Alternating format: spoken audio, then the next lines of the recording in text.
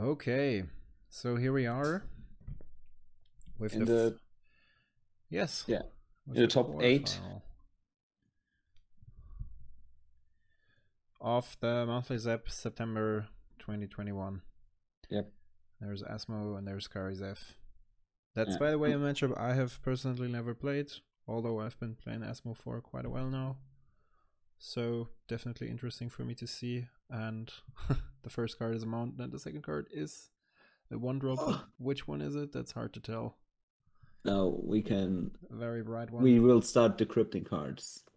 Exactly. And you will see it doing that a lot because quality is not great. Maybe his hand will go over the card. Oh, okay, we're getting some shadow. Okay. That's the bone shards. Right. Yep, correct. Yeah, and he's discarding a blood gas. Yeah, that might be full art. Oh, normal Ragavan. Yeah, you're right. Good guess. It was a Ragavan? The first point goes to Timur. Very good. Guess the card right. Very good. Yeah, the bone shards interaction in this decks are just insane. Absolutely. And yeah, getting this to discard the blood gas is just icing on the cake. So yeah, usual turn to Kari. That's what we expect from the deck. And we see the random discard guy. Very fun card. Wait, what was the name again? It's Circling Vultures. We've talked about it yesterday for like half an hour about how cool this card is and what you can do with it. I mean, it's not too spectacular.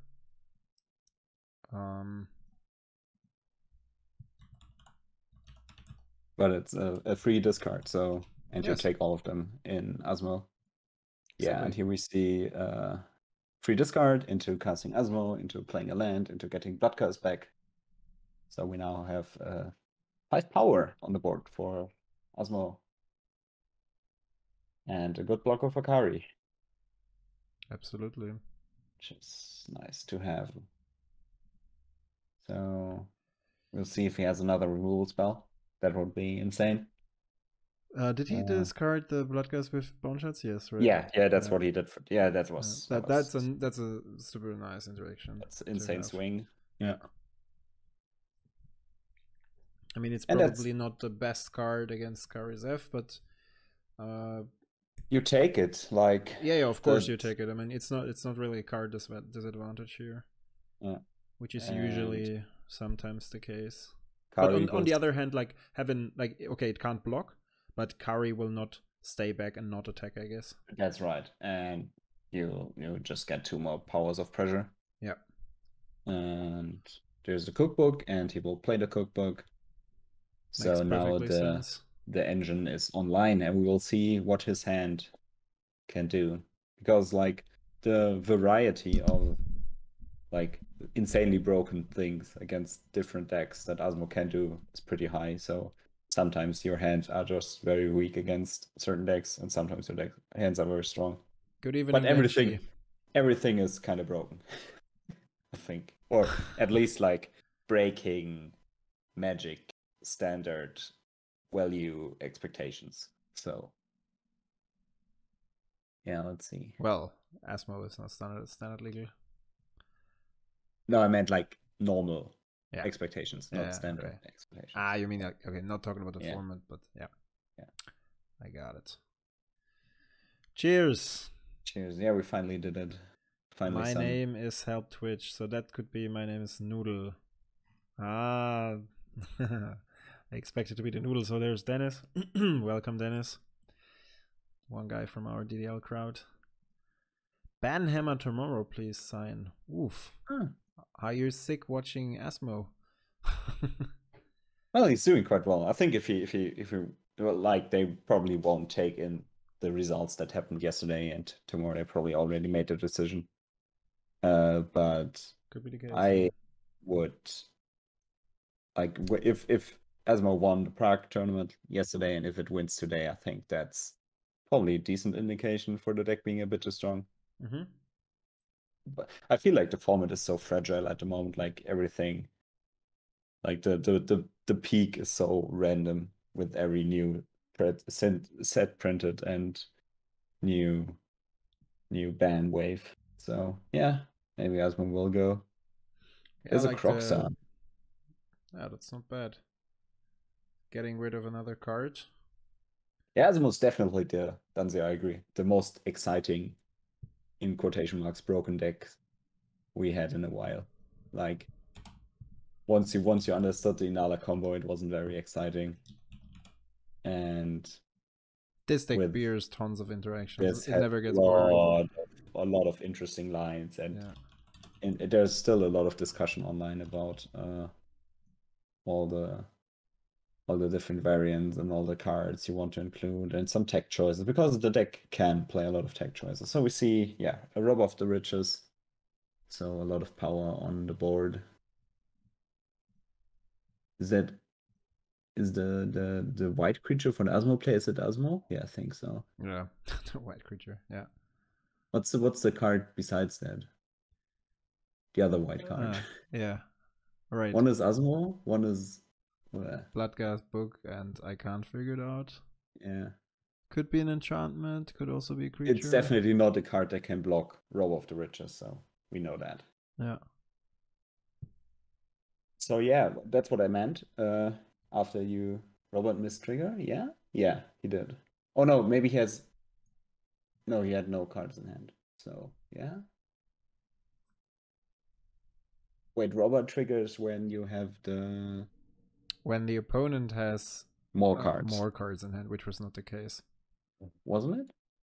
No, yeah, I think maybe it was 1-1. Yeah. Yeah, either 1-1 or the Red Deck Wins player had one more card even. I'm not sure.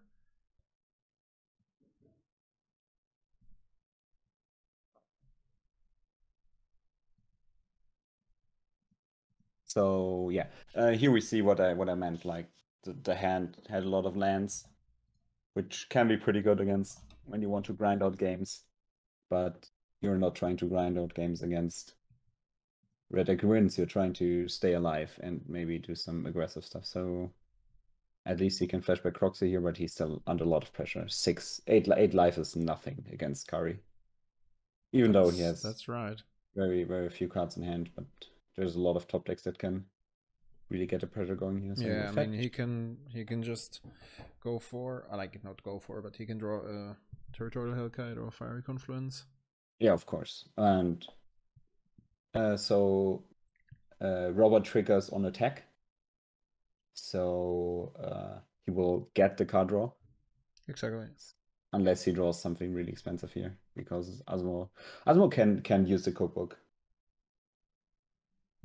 Yeah, definitely. Once if he doesn't get something going here, he's definitely in a lot of trouble. Croxa attack hurts a lot.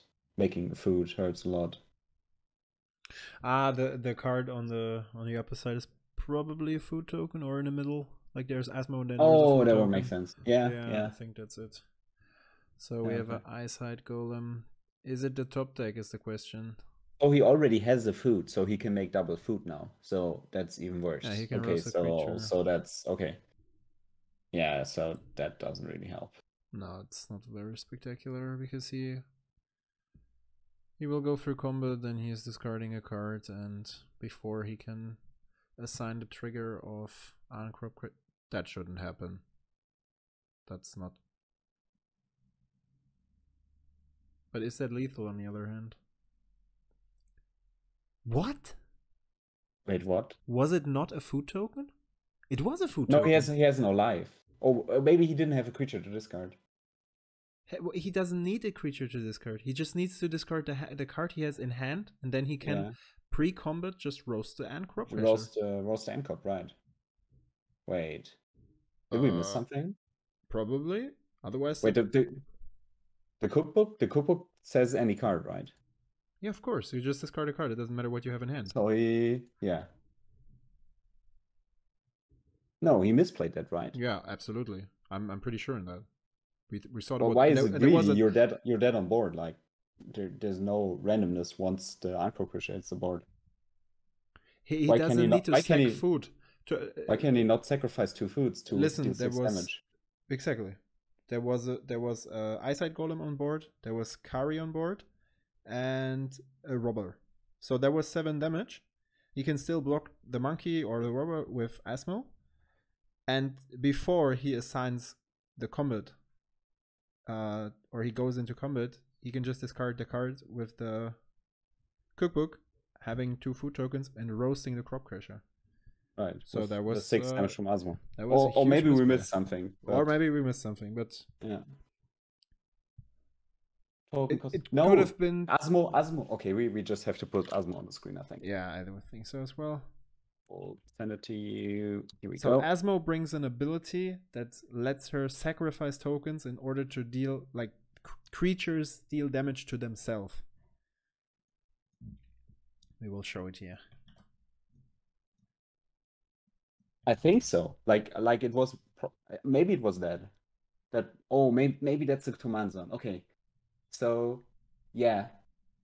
Okay, yeah. Then Asmo was in command zone. Okay, yeah. That's what the card there was. Okay, yeah. Sorry then. Yeah, that's the only possible way of. That was then the top deck was good enough. Yeah.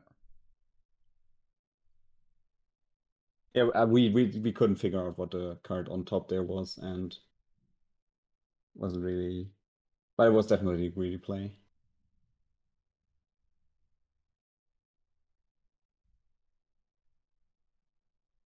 This one for Crocsaz would have cost 3 yeah. Mm-hmm.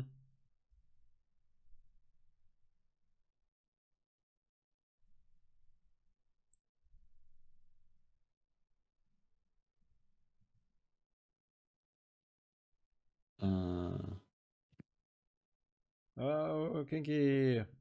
Hey.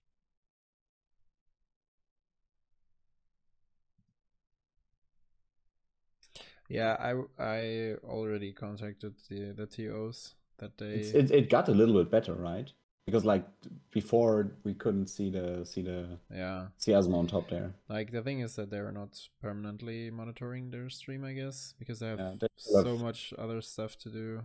Yeah. Like they usually also have rebound events going on the same day for people that drop out of the top 8. So no, that's not the case. They don't? No, not in the monthly events. Okay. That's just a normal one. But a new thing is that they offer modern tournaments as well. So they have to take care of that. So we again see the bird. And the bird goes straight to the graveyard to make a 1-mana 3/3. That's amazing. But I'll be honest to you, Asmo is a great deck, but I would be happy to not cast 3 Asmo matches today again. Yeah, that's like, so people. Wait, did they post the top 8 yet? So we can see how many made it. Top 8 is live. It's Zai Esika. What's his name? Wait. Isamaru is what? What are you trying to tell me? Where does the cookbook come from? It's not on the battlefield. Yeah. He paid 1 mana to play Asmo.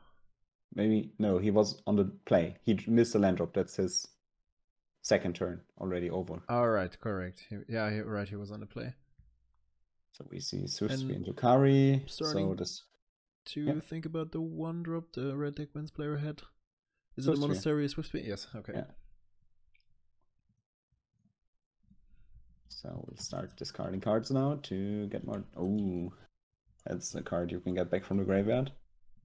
And luckily, you already have a innocent bird laying around there, just waiting to get eaten. But he still has to find a land to do so, and he did. It's funny, like how all those creatures share some abilities that they eat each other in the graveyard. Like you have Icarid, you have the bird, you have Scrap Heap Scrounger, and all pulled together by the cookbook to tell you how you prepare those dishes, innocent creatures to eat them. Yeah, I like the artwork of Asmo when she throws the scorpion into this whatever. It's a cool one. Did you know that there is that this one is a reference to some Dracula history? No, I did not. This Cookbook of the Underworld, some reference to. Oh, this. the cookbook. Yeah, I think I've heard something about that. So we have Incinerate on Asmo here. So I think that's probably thinking about killing a creature. Oh, that's great. Oh, that's Fiery insane. Temper Madness on Karizev, and then he can roast the Swift Spear with the 2 tokens, which he probably does. Who's winning? Yeah. I think. Currently looks good for Asmo. Currently it's not looking bad. Watching the elections in Germany, yes. Let's see how that goes. That's for another topic. Who's winning? It's very, very equal. The election, you mean? Yeah, it's quite balanced, I guess. Yeah. We're very early in the stage, so we'll see. Yeah, so we now have are back to an even board. And there's a maddening hex in hand. Is it? Oh, yeah, that's a good one. There, oh yeah, for the red pick.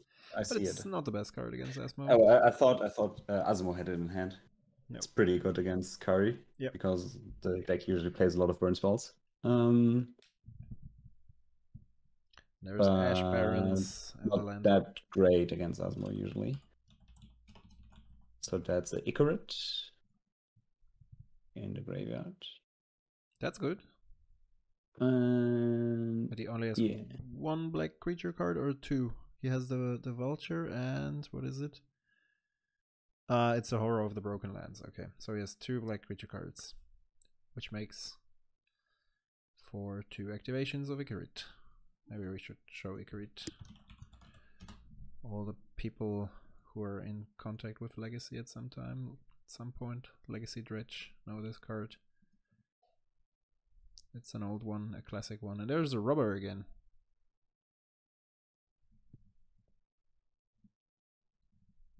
Great here.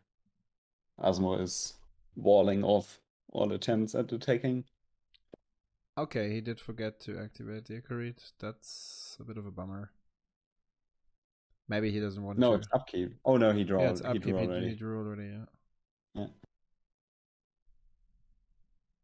Maybe he didn't want to exile his cycling creature. Yeah, that could be the case. There's a Galvanic Blast. Oh, damn.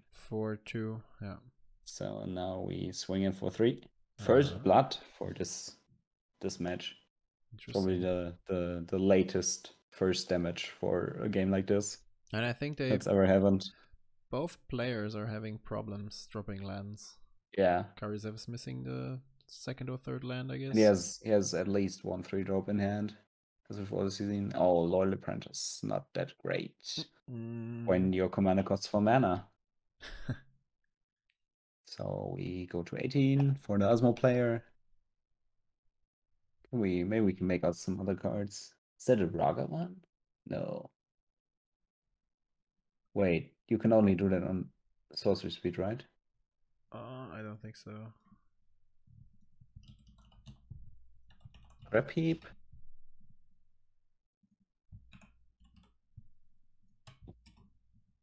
Oh yeah, you can do it on instant speed. Okay.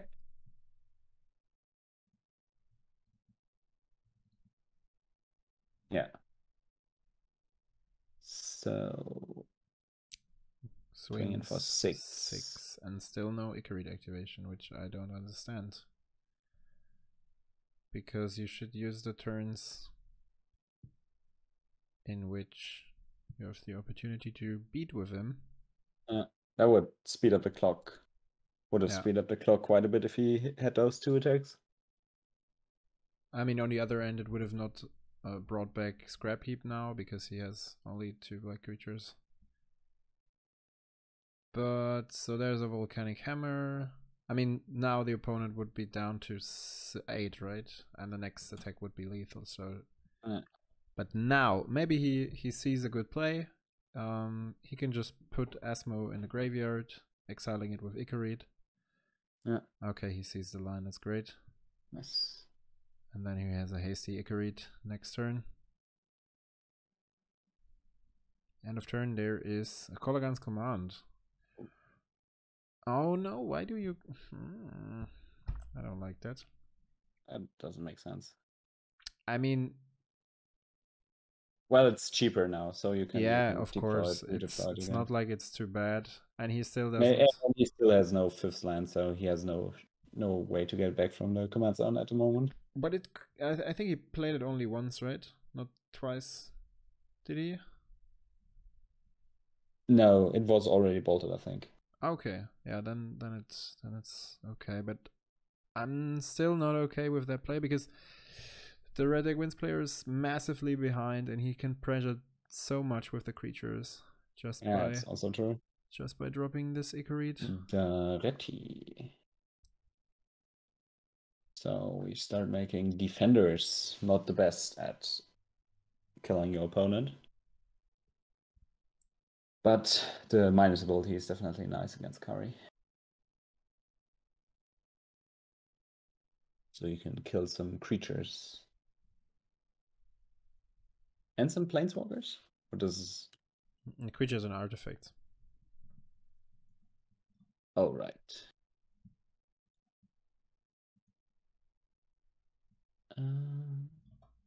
So here the Kari player finds his 3rd land. That's probably a bit too late. Just... Yeah, on the other hand, like the Asmo player could have won for 2 turns now. Yeah, it's also true. He only has 1 creature left. So he would have only been able to swing once, I think.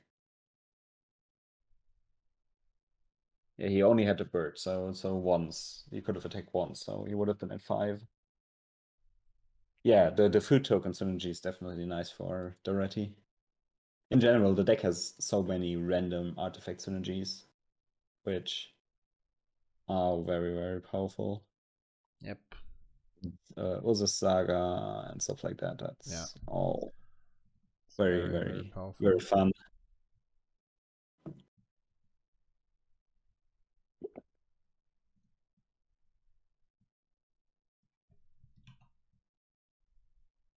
So that is...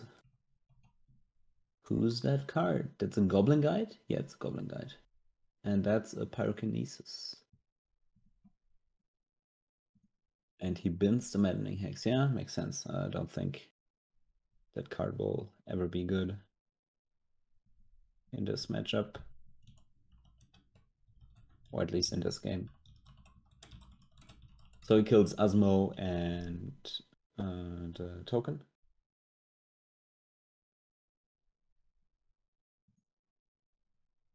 Because you don't concede games when you are in a top 8 situation. Yep. That's you pretty always simple. Play it to the end. If Asmo bricks like 5 draws into lands, like why wouldn't you play? And Daretti is not really a threat to you, since it's okay. Yeah, I mean destroying the creatures is only, and now he starts with the Icarid. It's way too late, I would say.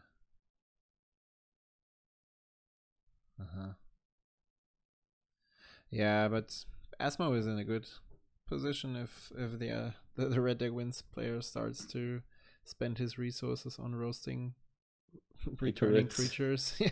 Icarids. Yeah, another Asmo matchup. Who would have guessed? Slightly overplayed this weekend. It's only 1 in top. No, it's 2. Yeah, it's 2. Okay. I guess yesterday it was only 1. I guess only Jakob played it. So it's Sai, Esika, Isamaru, Asmo, Livio, Malcolm, Octavia, Asmo, Kari. That's the top 8. Oh, there's an Octavia. Maybe we get to see that one. That would be cool. Exciting. Yeah, absolutely. But Livio, Malcolm, probably pretty okay against Octavia. You have a decent chunk of hard creature removal. I mean, once it's on the battlefield, can be tough. Yeah, you have constant judgment and stuff like that. Okay. And a lot of counter magic, a lot of tempo spells that can help a lot against Octavia. But still, it's interesting. I wouldn't like call it favorite for Livio. No, me neither. Exactly. Right. So that's it. So Kari just conceded. Yeah, I think so. So yeah, I think this game could have been quite close if Asmo would have missed the land drop too, or if Kari would have found like 1 or 2 more lands. Yeah, if he could have got back with some creatures. Thin is where the air is getting very thick, very thin actually.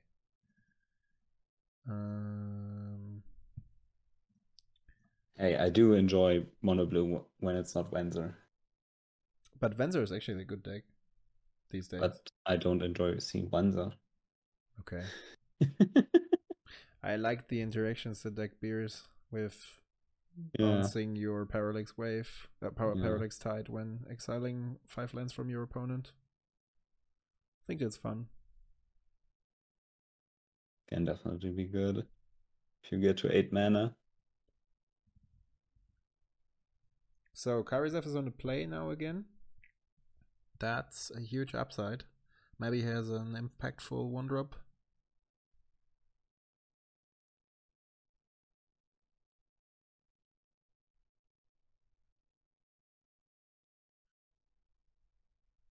Mono you controls the only valid way to play.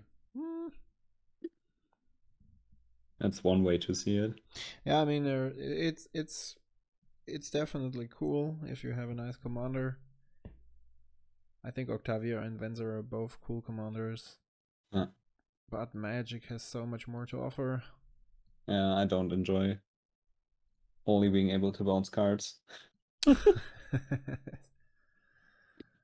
So Kari goes down. That's pretty bad, I think. That's like not good. From what we've seen so far.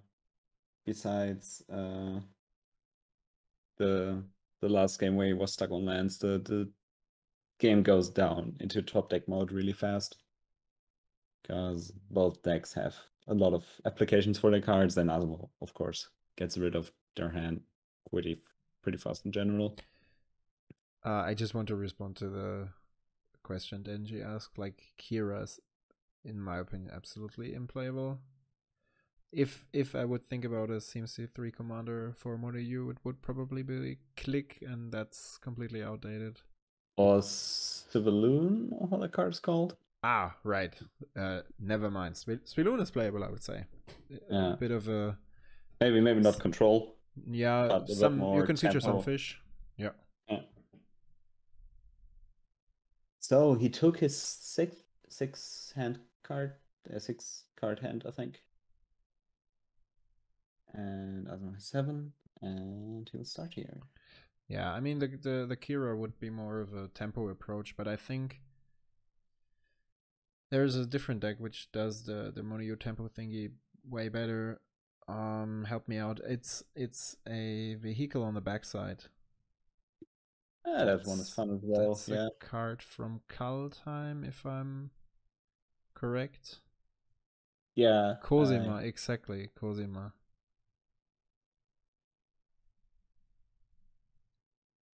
Wait, why is... Wait. Why is Asmo shuffling? Also, he also took a mulligan, I would imagine. Okay, so late mulligan decision here. Both down to 6?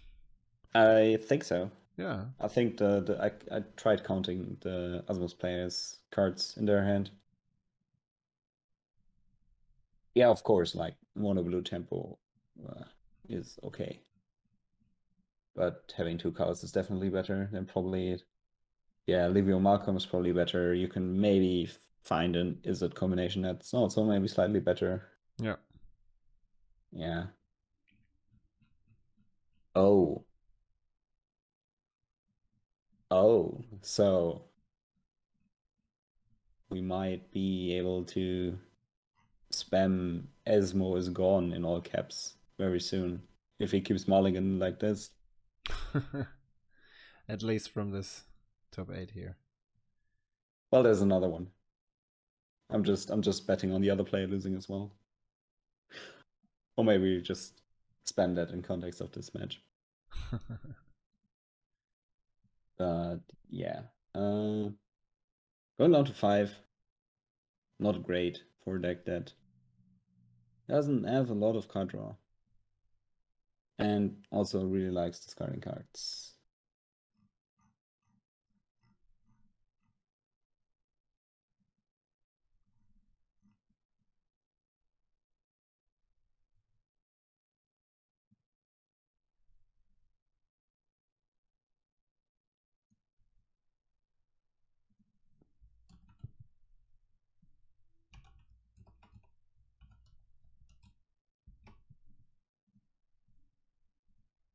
Yeah, Gazilux is interesting. Yeah.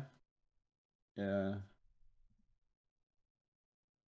Definitely maybe a card worth trying, but I think with any commander that's shockable is always kind of spooky. Wait, is he going down to 4? I'm not so sure about that. That would be rough. No, I think it's 5. So he's drawing 7. Think I'm seeing a land. Krasilex Tempo. Ah, Tori Commando. Welcome. Definitely an interesting card. Yeah, it's a cool one. Like the blue creature, like small creature base is still pretty okay, but you sometimes have issues closing out games. Like even Edric had issues closing out games. And Edric is like right. Krasilex on so much crack that he starts looking like Krasilex. Oh wait, he's putting down 3 cards, right? Oh, is he? That's is there another one coming down? That's insane. I mean, he's obviously making a decision. Yeah. Oh, that's insane. Oh yeah, that could be it. But let's see. The deck is powerful. The deck is definitely powerful. Let's see what it's definitely a deck that can get some crazy starts from very low amounts of cards end. Oh, so no way to get Asmo onto 1.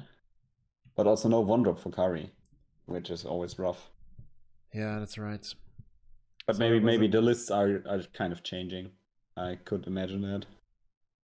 Maybe they're playing like less 1-drops and more reach. There are a few cards for red deck wins in every deck.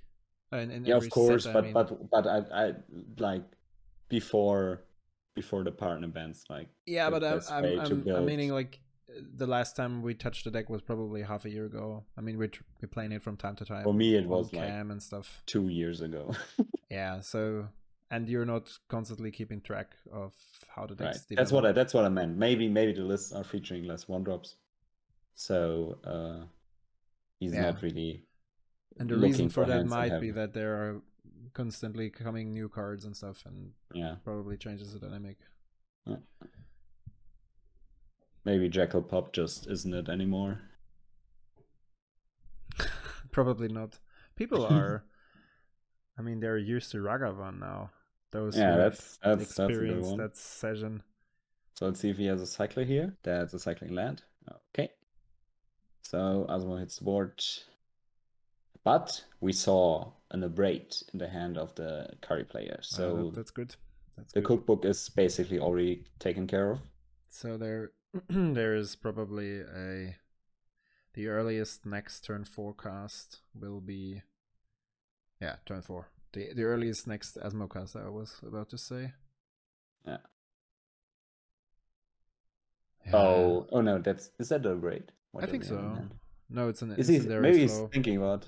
Oh, okay, so he doesn't have That's nice. Okay, so that's pretty good. So now he can swing in for 3 again.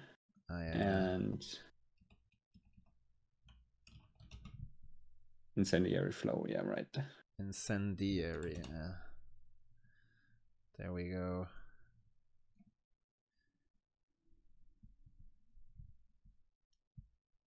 So not even able to put Asmo in the graveyard to maybe fuel some shenanigans from there. Yep. So let's see. Wait,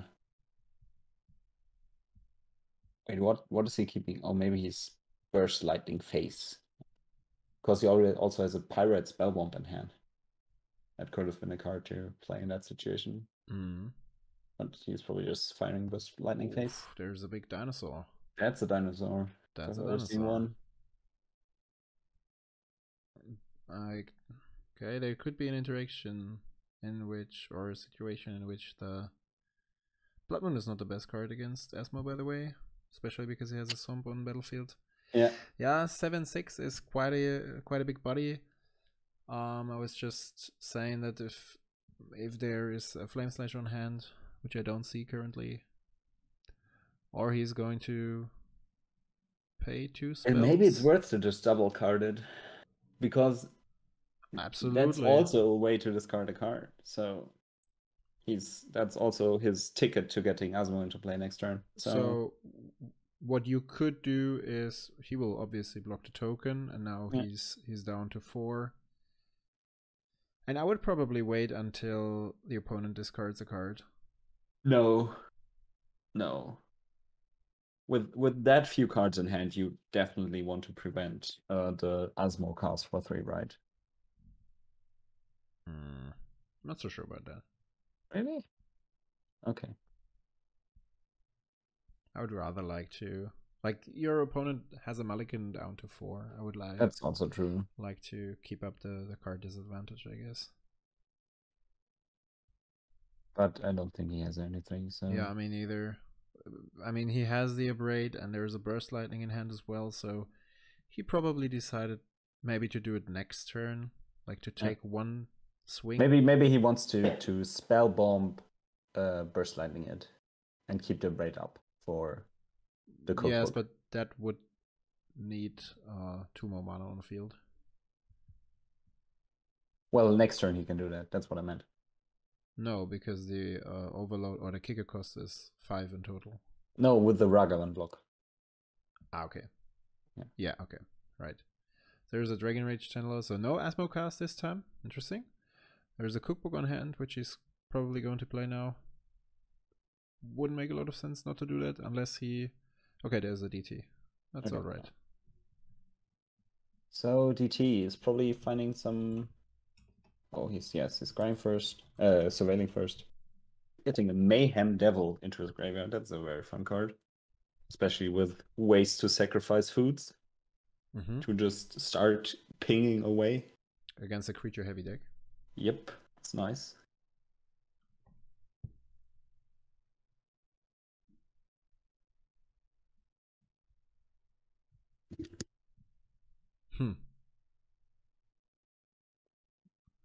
I mean, yeah, it's definitely a good card.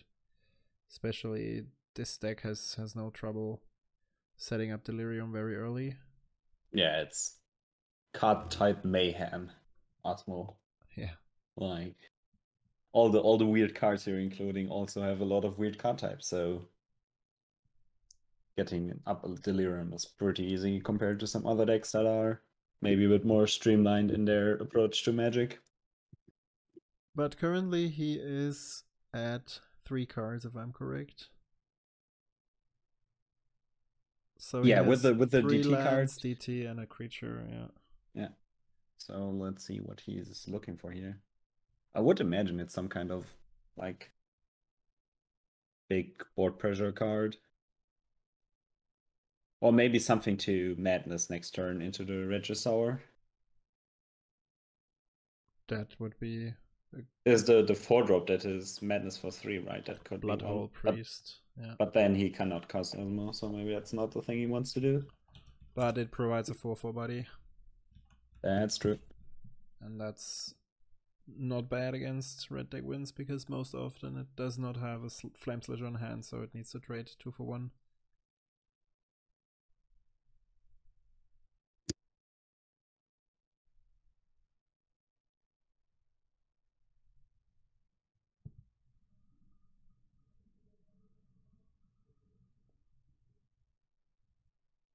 So there's the card, there's the decision for DT. Yeah, I mean, and now there's... Like he should get rid of the channel as well. Is there a land drop available? Seems to be so.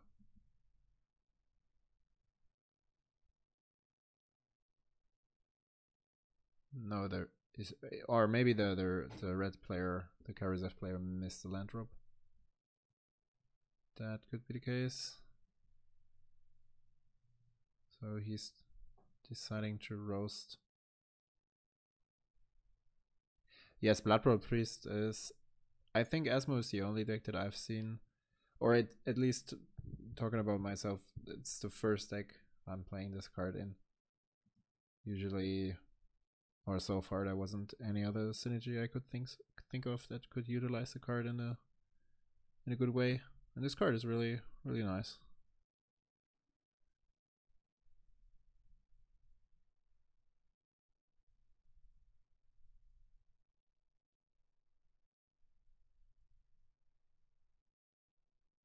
I mean, it's a 4/4/3. You don't produce card disadvantage. Oh, he's destroying the cookbook. That's good. Not too bad. So no food tokens for the boy.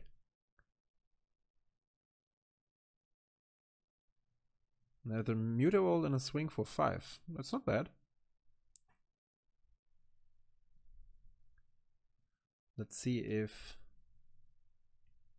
the Kari ZAP player gets the situation under control. Because now there is a discard for, what is it? Probably an instant speed spell. Did we find out the DT target? I think, yeah, either it was a land or it's this card, which is a Kolaghan's Command. Interesting. So he can recur. The Dragon Rage Channeler. The Dragon Rage Channeler, and yeah, this game is pretty close, but we finally found a use for the Blood Moon.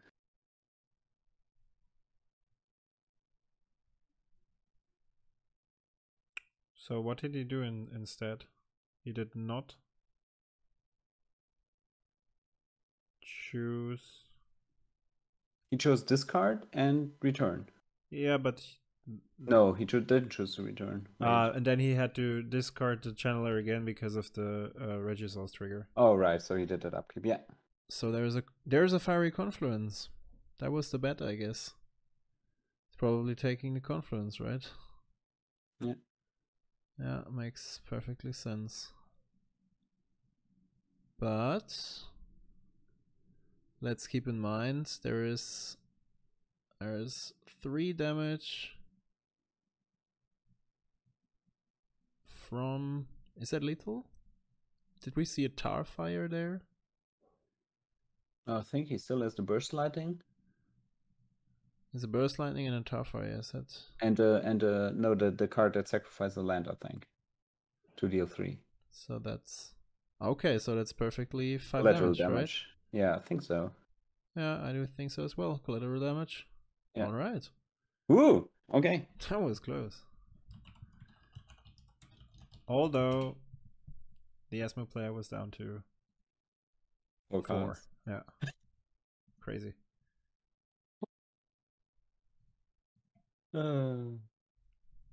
Yeah, so what did I say? Asmo is gone.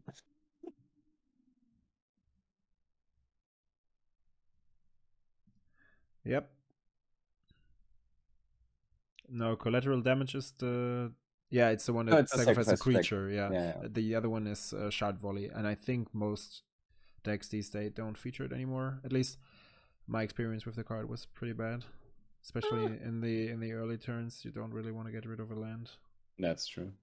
I still quite liked it. Okay. At least I lost quite a few games to it. Let's phrase it like that. Yeah, Brimstone Volley is also fine, I guess. Dealing 5 for 3 is okay. But you usually kind of want to get rid of your 3 mana burn spells. I think that's the trend we've seen. Yep. We've gotten a lot better also, so But Brimstone Bowl is definitely a cute card. So also a nice substitute. A nice substitute for the next best CMC3 burn spell is definitely Maddening Hex, I guess. Yeah, that's definitely an interesting card. So we will see some cookie eating here. That's the next thing that will happen on camera. I did not see his choice of cookies, so. Well, the Zap has very good cookies. We know that. But I'm not sure if they were Zap sponsors cookies. Oh. They had here. It was like biscuits, so small, dry cookies, not refreshing great cookies that they offer there. Yeah, at least they used to. The food on the Zap Masters is insane, guys. If you ever get to go over to play some tournament Magic, that's insane. Like, they really spend a lot of effort. It's amazing. Let's see when it's the next time we can join. I think next year is definitely a lot better than this year. Yeah, definitely. So, no updates on the other matches yet on Facebook, from what I can see. It would be great if we can have Octavio on cam. We're both excited. I will ask the tournament organizer soon. It's already 2-1 for Kari, right? Yeah. Yeah, exactly. Yeah. Kari won the first one with when the guy tapped out for Croxer and he swung with the Exalt. No, not Exalt. Exalt? What's the mechanic called? Exalt, right? No. Exalt, MTG? No. No, Exalt is the 1/1 counter mechanic.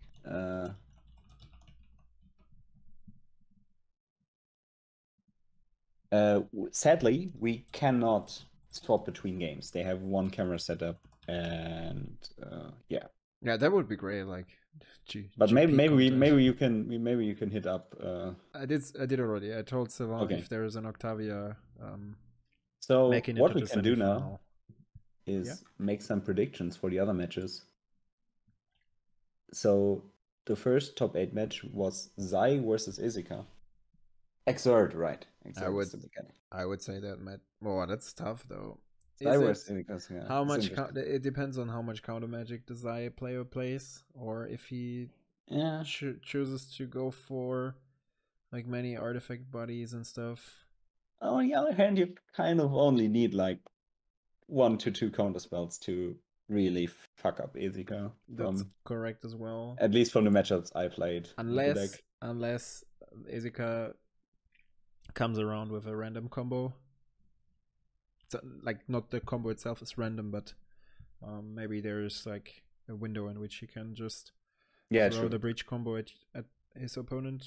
Well, those are like, those of course can happen. So it was already spoiled because we have the Esika player sitting here. So Esika won the matchup. So Zai is out of the top 8. Correct. And Suwa did not listen to our prayers. And instead will show us more Kari magic. There's a prismatic bridge. So I already have a strong dislike of the Esika player. Because real chats put Esika frontside up and not the bridge. That's just bad play pattern. Doesn't really change a lot. It does. I'm still figuring out if that's the matchup we're watching. Well, they're both shuffling the deck, and like the cookie guy is not putting effort into moving at all. So so the prismatic bridge. So the lists we've seen in the recent weeks, month have been very control-y. Yep. No ramp. Playing Ugin and Emrakul as the finishers, as the targets for the bridge. Was there a Eugen inside? Yeah. Okay. At least in all versions I've seen. Okay. And they also play Underworld Breach, Lotus Petal, and Brain Freeze, and Demonic Tutor, of course, which is usually the way to get a combo going. So since the deck basically only plays instant sorceries, that's not that insanely hard to get on. Still hard, like it's usually just like when you sit there in late game and top decking, and then you have an instant win with Demonic Tutor. That's usually the way that combo goes. Cheers, Denovar. Greetings from Darmstadt. Yeah, greetings back from. So I guess we see each other next week. Yeah. At our event on Sunday in exactly 7 days. Looking forward to it. Yeah, absolutely. It will be a blast. Will be interesting. Let's see which cards are leaving the format tomorrow. And I think we are the first big tournament with the new ban list, yes. Hey, from Hungary even, right? Neuro from Hungary, correct. I remember that. Greetings. So, this matchup is from the version that I've seen, I think I like this matchup for Kari. Because even though Esika has the 5 colors of magic available, the early game interaction is kind of clunky, and from my experience at least, the deck gets drowned in aggro pretty easily. Yeah. On the other hand, Kari has no way to interact with a bridge, so if it gets to that point, that's pretty rough. And going down to 6 definitely doesn't help. So if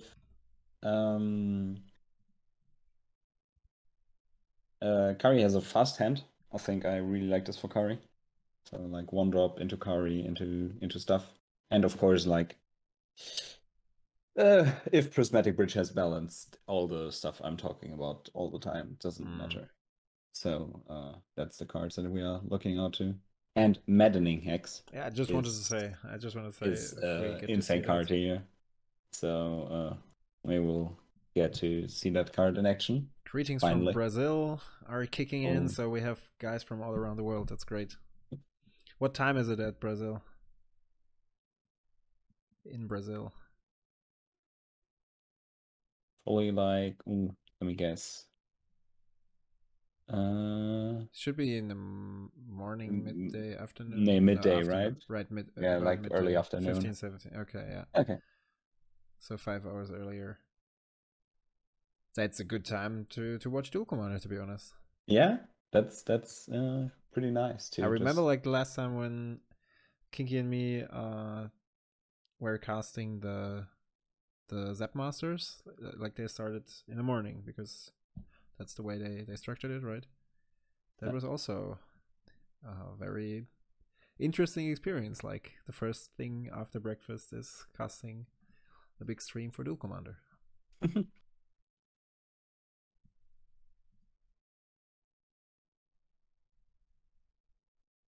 So we get the first Triome here. That's also a huge help to all those 5-color decks. You can include all the 5 Triomes in there. And there's a 1-drop. That's a Ragavan, I think. That's a Ragavan? That would be great. So. That would be great. I think that's a Ragavan. So there needs to be an answer. I remember that light pattern. I see there's a Mythos and a Sea Beyond. Oh, so this guy knows. This guy knows. We are in trouble. So I see a Zavines. Is that a Daze? No, that's not a Daze.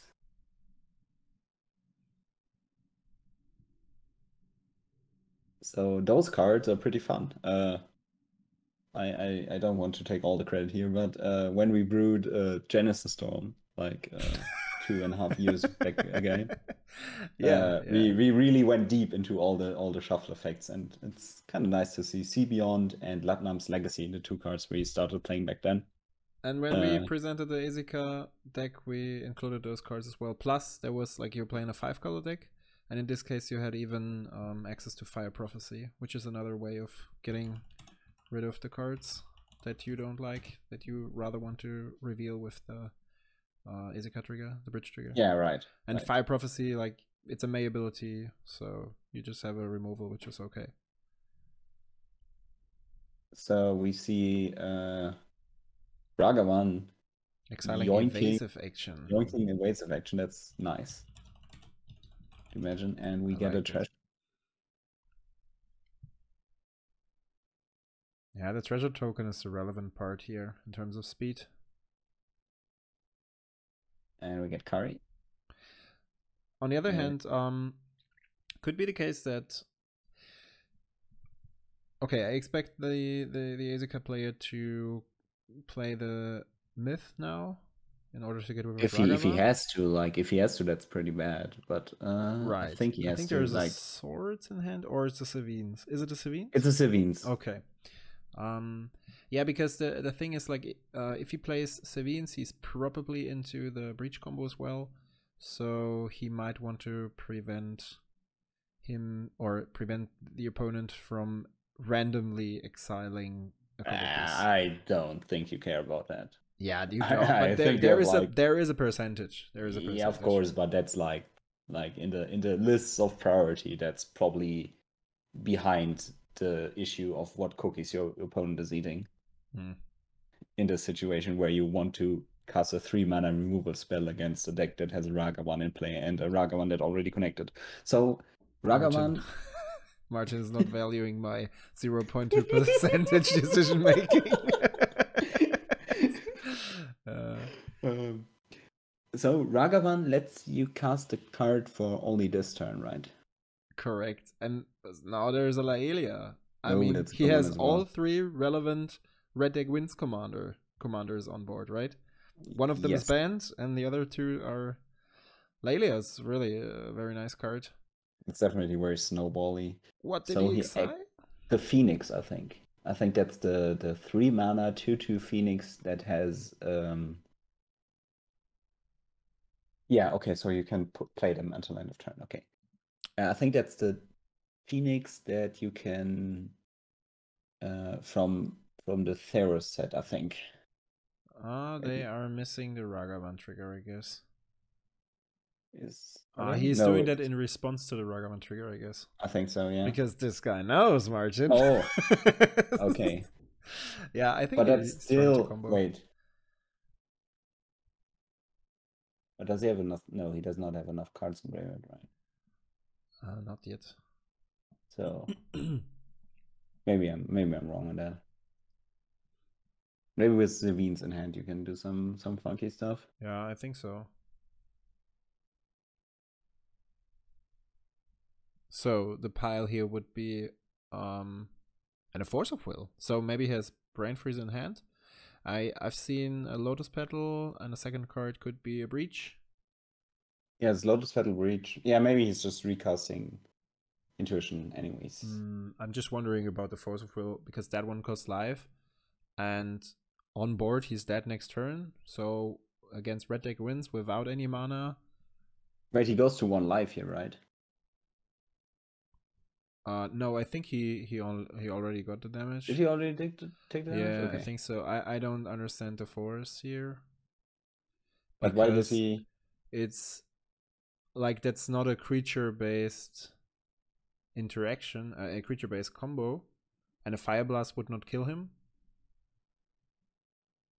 There is no mana, so I don't see reason. We're still waiting for the Ragavan trigger, right? Yep, now there is it, and it's a Damnation. Okay, and another treasure. Fair enough.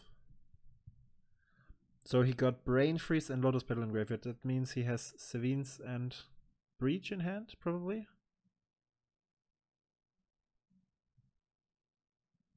There's the Breach. Yeah. But oh, so that's so now, yeah. So that's pretty good. So now he can cast the Breach, and then he has just to exile 3, and he has only 3 Brain cards. Freeze to mill 6. No. Cast Breach, Brain Freeze, mill 6. But then he needs 9 to go again.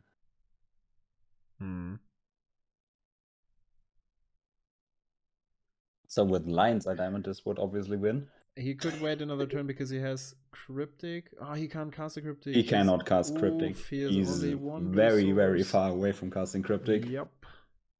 I don't think I've ever seen a player being that far away from casting Cryptic. Yeah, I mean, I personally think that's a very greedy philosophy to run this card in a 5-color deck. Although it's possible with the triomes. It's definitely possible, and you need those kind of cards because they keep you alive, they are flexible, and they give you card advantage with which is what the deck in against like Tevesh decks and other partner decks really needs, because if your command zone gets countered, you're not grinding any value from there. So those cards are kind of necessary, but yeah, it's mana base can be rough, especially if you don't draw your fetch lands and instead draw all your non-blue dual lands, which you do have a lot of them. You have 6, so the odds are not that low to end up in a situation like this. Yeah, but from what we see, I think we did the math right, so he cannot win right now.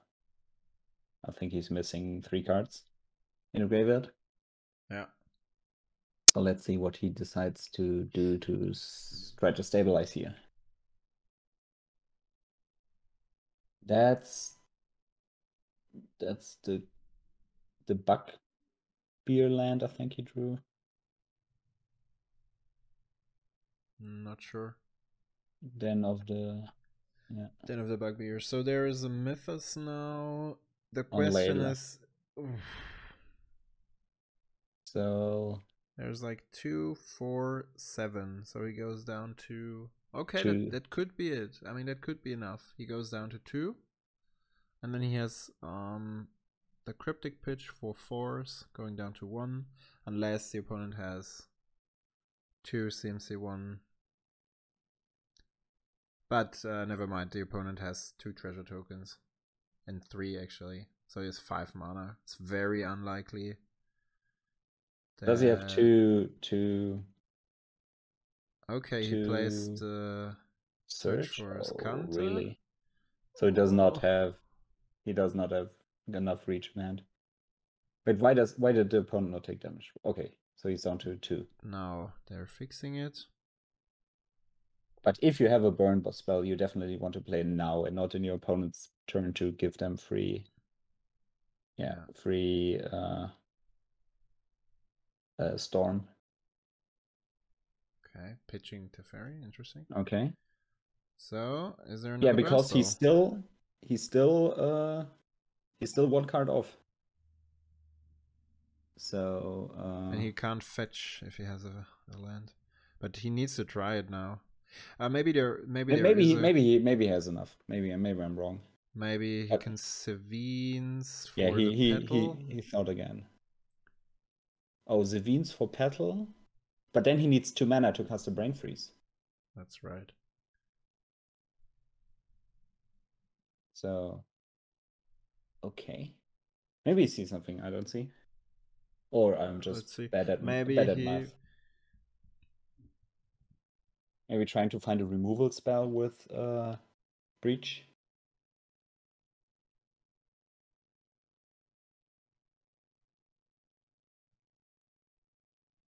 Yeah, he's 1 off.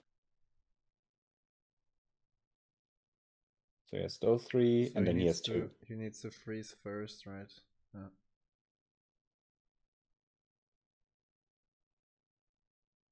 Yep, he realizes. I'm at 6.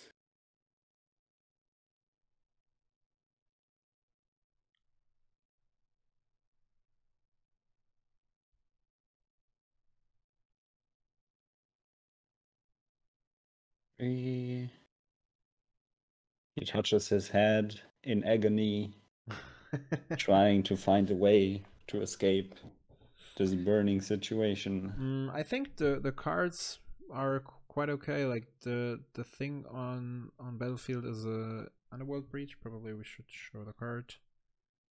It's not a bad idea. I think like since the ZAP events are held in a very open environment, while I think the Czech tournament it's not underground anymore, but it's still like in a pretty close up building, so getting a good lighting in this place is probably pretty rough unless you put some effort into it. And it's a very small stream, like the English stream has 25 viewers, and I'm not sure what the French stream has, so like it's not it's like the third priority basically, so nothing really you can. Yeah, the French stream has like 95 viewers, so yeah. But definitely something to improve on. Maybe getting a friend that has a good phone, because like phone cams are insane. Getting better and better, so you can use those to get some pretty good image. And yeah, maybe find some kind of wall to put there, like some kind of shield to get the light out of the way. So 1-0 for Kari here. We have a brewery now. That sounds pretty fun.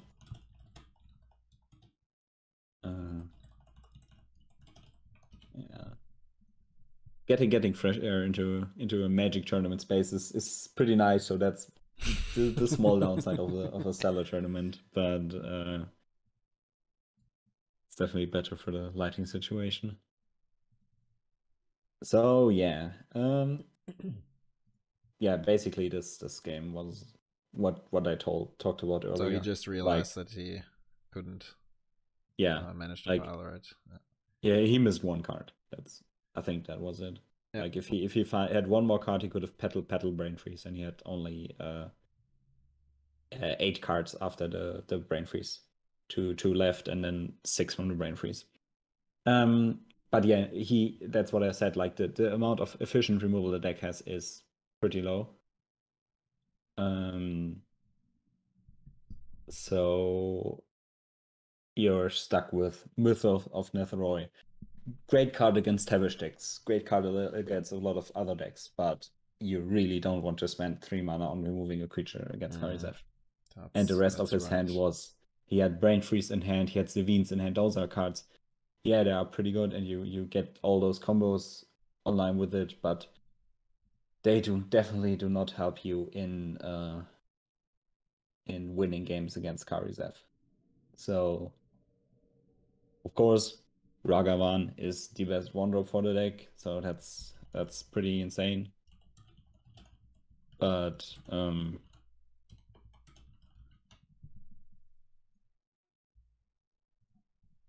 yeah, it's not like he made a lot of use of Ragavan. Like he never really cracked the treasure tokens. He never cast a card from it besides the card that didn't matter in the last turn. But so it was really greedy to cast a surge.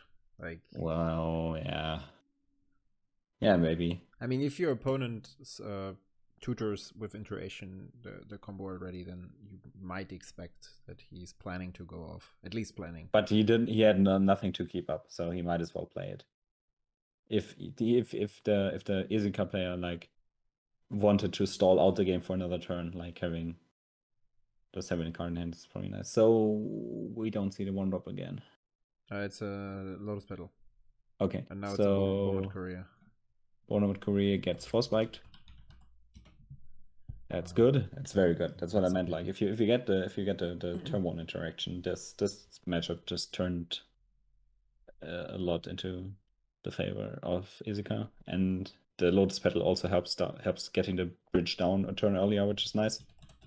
So he has the Sanctum here. You still are kind of forced to play those lands, since the amount of 3-color lands you have is, even with the Triumphs, is not enough. What is that card? Mana Turf, I guess. Okay. Yeah, Mana Turf makes sense. And he used the petal. This copy, right? Yeah, that's the card. Yeah. So he didn't use the petal to get down the bridge. He used it instead to cast a 4-mana Brainstorm. Yep. Which is also quite okay. But it's okay. I'm not sure if I would have. Yeah, exactly. I hope he has a force in hand, because if Jace gets bolted here, It's fine, but it's not great.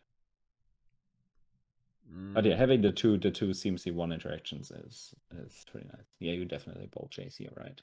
Yeah, I would do so as well. And on the other hand, if you use the time or okay, there seems to be a judge call, probably. Yeah.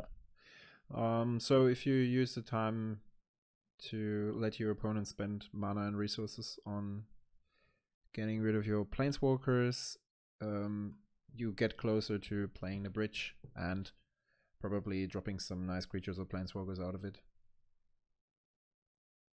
which could make it on the long run. Yeah, so I just got information. He went to the judge and asked how much damage does Incinerate deal, and he did get the answer that it does deal 3 damage. So Jace is dead. Okay, why would he ask that question? Is it a Chinese card, maybe? Oh, I'm joking. Okay. I don't know what he asked. Okay. Can't figure that out if you don't see a face. If you are on Team Kari, and I'm kind of on Team Kari, you definitely want to see another 1-drop here. But what I know is that he screwed the table now, which is a bit of a bummer. Oh, the symmetry is gone. Yeah. Oh, that's a card. That's a Scout Clamp. Okay. I haven't seen that one in Kari lists in a while. Me neither. I think he asked if he can target Planeswalker. Oh yeah, that would be a valid question to ask. I think that's like if you maybe something you should know if you are in the top 8, but sometimes you're like a bit tired and yeah, old cards sometimes have weird wording, so exactly. Yeah, sometimes that can be the case that you get something like that wrong in your head. And better ask first than be sorry later. That's memory lapse. Okay. If I'm correct. Let me check. Yeah, he thinks where to put the card, so it's memory lapse. Yep. And he puts it on top. Okay. So I hope so next turn, I just peeked at the Kari's player's hand. He has a Loyal Apprentice in hand. So next turn he can cast Kari and then Apprentice. But the Esika player is getting to 4 lands now and maybe 5 lands next turn. So I think we are entering the danger zone. And it's very difficult for the red deck wins deck to handle this bridge. Yep. I would say that it's impossible. Exactly. I don't think red has access to Enchantment Hate. No. I think so. Yeah, Chaos Warp and stuff like that, but no cards that get played. Yeah. I would be very confused about that decision to include the cards.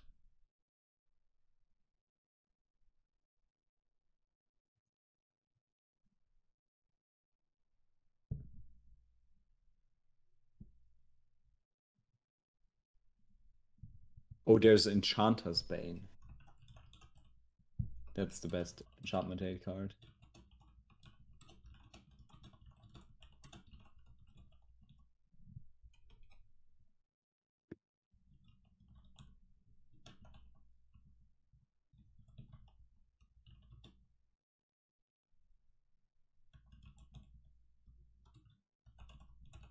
Yeah, so he did what I just talked about.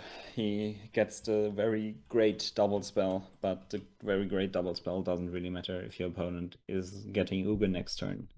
So like if he rolls the Ugin or if he rolls the Emrakul, or I think there is also a 5 fairy and a 3 fairy probably, I don't know. No, oh right. Right. Wait, he played so many Planeswalkers. Yeah, right. Yeah, and then there's a Jace. I mean, Jace is gone, but... Wait, did I play those in the list? No, right? I don't think so. Emrakul and Eugen. I think those were the only two.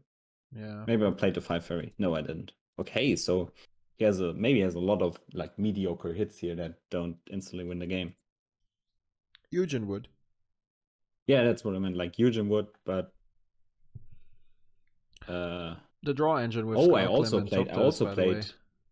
played 3 fairy Oko and 5 fairy. Okay. In Esika. Interesting. Okay. Yeah, why not? Good planeswalkers. Yeah, maybe 3 fairy is a bit bad to flip. I really like the card advantage engine the Red Deck Wins player has here with the top of tokens and Skull Clamp. Yeah, and also sacrificing and them. There's a Eugen, of course. Yeah, we high rolling in here. We got to make it close. Nice. Kari ZAP token gets exiled after combat, right? Yeah, exile token end of combat, so he cannot clamp that, but he can clamp the birds, the flying guys from the. Oh wait, what? No. Okay. Yeah. He did the right thing. Which was -2. Yeah. Yeah. But then the loyal apprentice should be exiled, right? Yes. Right? My magic card knowledge is so rusty, it's insane. Yeah, it exiles. Yeah, it does, right? Each permanent with Commander cards X or less. So we have a big misplay here. And everybody. Is that the land you were talking about? Is it a done back beer or is it a creature? Yeah, I think so. Yeah, of course. Yeah, it is. Has to be like. It's bringing it. Yeah. Wait, did he just put it into play untapped? Or did he play it earlier? I think he played it earlier, right? Yeah, probably. Otherwise, wouldn't work. Yeah, and he drops another land, so he didn't play it. Okay. So. Why would you? Okay, he's going for the life. Yeah, you have to, right? Yeah, probably that's right. You're not winning. Was just thinking about. Yeah, attacking. You're not winning if you kill Ugin, right? And you're not even killing Ugin. Yep, oh, he would have killed Ugin, yeah. But on the other hand, like the land is a really cool ability to dodge the Eugen ability. Yeah, definitely. And that Thopter stays also. Let's see what he finds next. I think, yeah, Emrakul would probably be the worst for the Red Deck Wins player because then the Den doesn't get through anymore. Maybe like 3 fairy would be if they play 3 fairy would be probably fine. Yep, correct. So we start clamping the. Okay, so he clamps the red token. That one. That makes sense. That one gets exiled by Ugin, and he finds another creature land, and a barbarian ring. So. Wow. Another land creature land? Was it a Mutavault, the Mishra's Factory? Mutavault. Okay. Yeah, Oko is another planeswalker, right? Oko is interesting. I don't think like Oko is pretty good against Red Deck Wins, of course, but it's not like stabilizing the board. So maybe it's not like 5 fairy. Okay. There's the 5 fairy. It's not too bad. I think like the issue is that all those planeswalkers don't affect the board. So of course they can draw cards, but if he blanks a few draws here, he is still in like some trouble. Oh, with Baron Ring. Oh, right. Yeah, you're right. So he currently has like five cards in graveyard, from what we can see. Yep. And hey, so leave it with me. Ugin shoots the token, and Teferi goes plus here, right?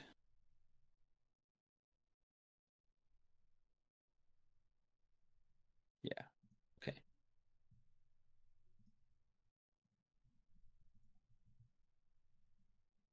Okay.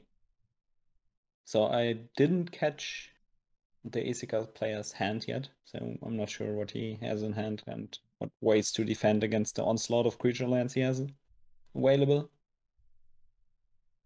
Wait, no, don't play it, Martin. 1, 2, 3, 4, 5. Play the Mutavault, do the right thing.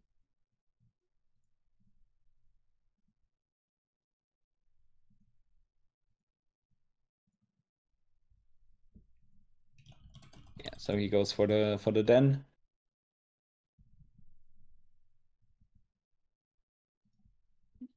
Okay, so the opponent does not have an instant speed removal in hand, even with drawing the card from Teferi. Oh, that's so that's rough. That's rough. Yeah. That's rough. So now you probably drop the Mutavault and clamp again? Yeah, I would do so.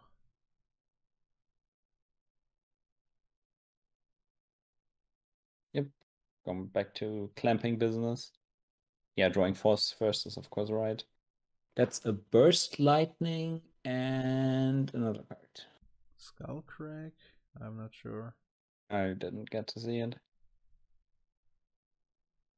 So okay. Okay, so he keeps open the Burst Lightning. So let's see. Oh, that's good. Okay, so the 3 fairy is shutting down the Burst Lightning right now, but I think it's probably the best flip for the Kari player. Because everything else would have ruined his life. Yep.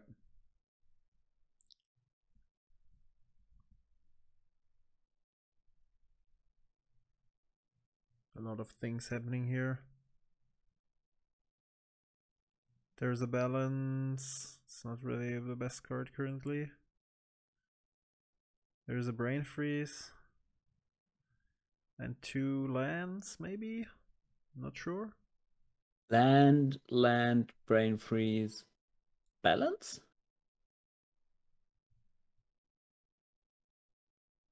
Yeah, and again he drew one of the combo cards.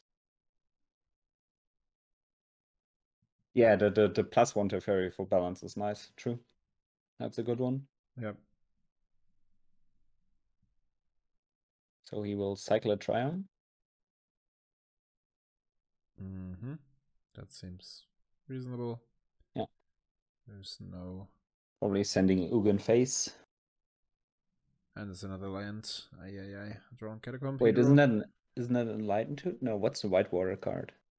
That's a balance. Okay.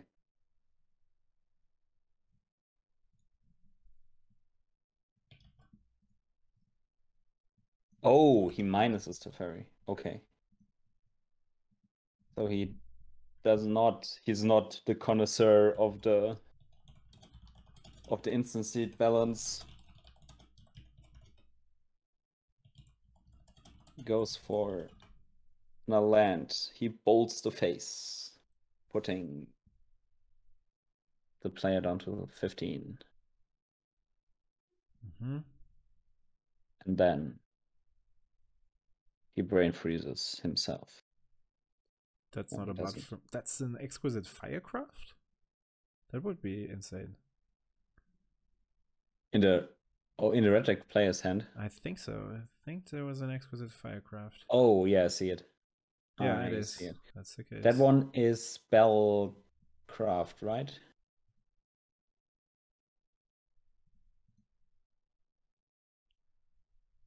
Okay. Ooh, okay. We're entering. So the Barbarian Ring is active, right? No, and I just contacted the TO to fix it if he's going to crack it. Okay. Because of the Loyal Apprentice in Graveyard.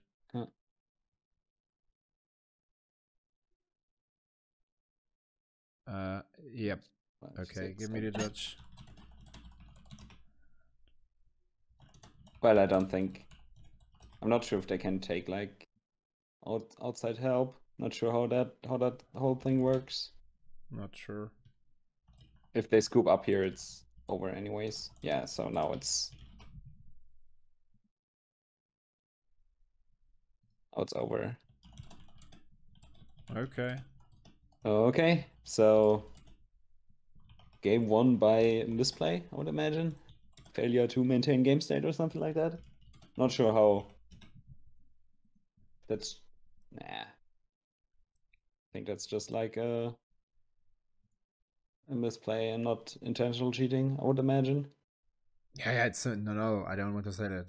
Not at all. Oh, but he's very nervous because he shuffled his deck in the wrong order. Maybe that's proof he's cheating. Okay, so Team Kari remains victorious, beating Esika 2-0.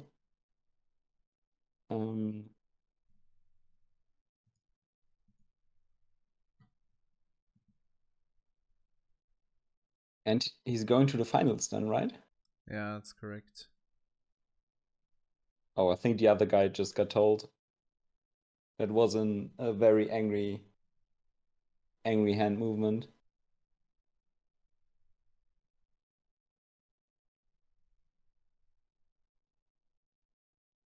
I think on the other hand, I mean, there was this Skullclimber direction. There was a Den, and there was another.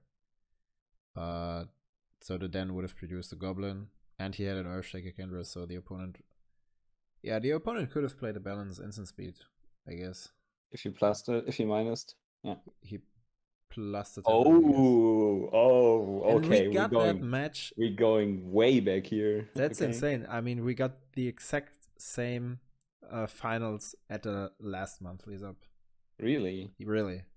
And I think the players tied there. So it's interesting to see if they're so it turns out that when everything is broken, go back to Monkey Brain and play mono white and mono red. Oh, I wouldn't say so. It's not like the deck is too easy to pilot. No, I meant like simple game. Yeah, simple okay. decks. Yeah. Not Asmo crazy decks. I mean, at least it's secure from getting banned. Yeah. Like you can rely on playing the deck. So there's a discussion right now. I don't think you can. I don't think you have anything against a Kari player. Well, we have it on cam. But it's not intentional. Like yeah, sure. But you cannot go back from here. I think, at least from my understanding of how judging works. Yeah.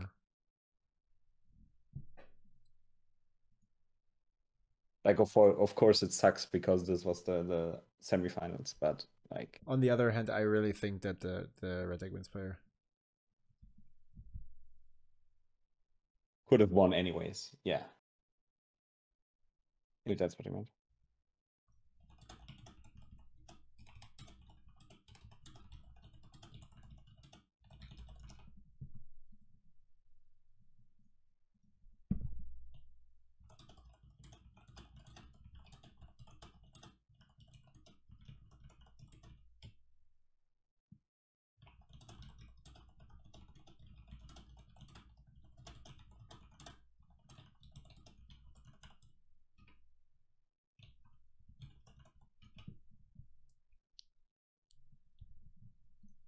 Okay, so I think the situation cleared up.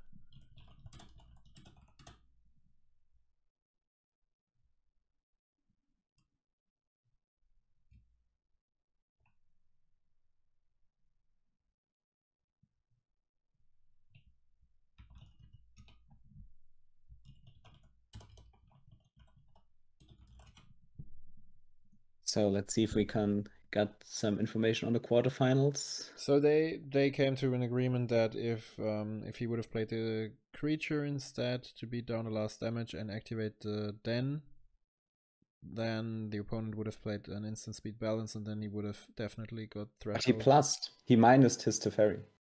Ah, he minused it. Okay, yeah. So. But in the end, then it's like, I think there was one card missing for the threshold, and if he would have destroyed one of the creatures, I think he only had. I think he had no mana left. Okay, maybe that's true. But I'm not like, okay, activating the Den, and then before it attacks and produces the token, you can definitely. But the opponent would have had 2 removals in this situation, I guess. Yeah. But also then he wouldn't he cast like the 3 mana spell and by the way, Cern, if Martin was just joking that he's too nervous and that's a sign of cheating. Yeah, Martin, you shouldn't do those jokes. Because I made it clear before making the joke and after making the joke. Okay, maybe I missed that one because some people, even myself, maybe having trouble figuring it out. Yeah. No. Oh, he shuffled it. Oh no! He realized. Oh, he's done. But at least we get to see the game here this time, because the last time I guess they just decided to. Yeah, it's not that. It's not that hard. It's pretty painful. So there is a player with this ape shirt again.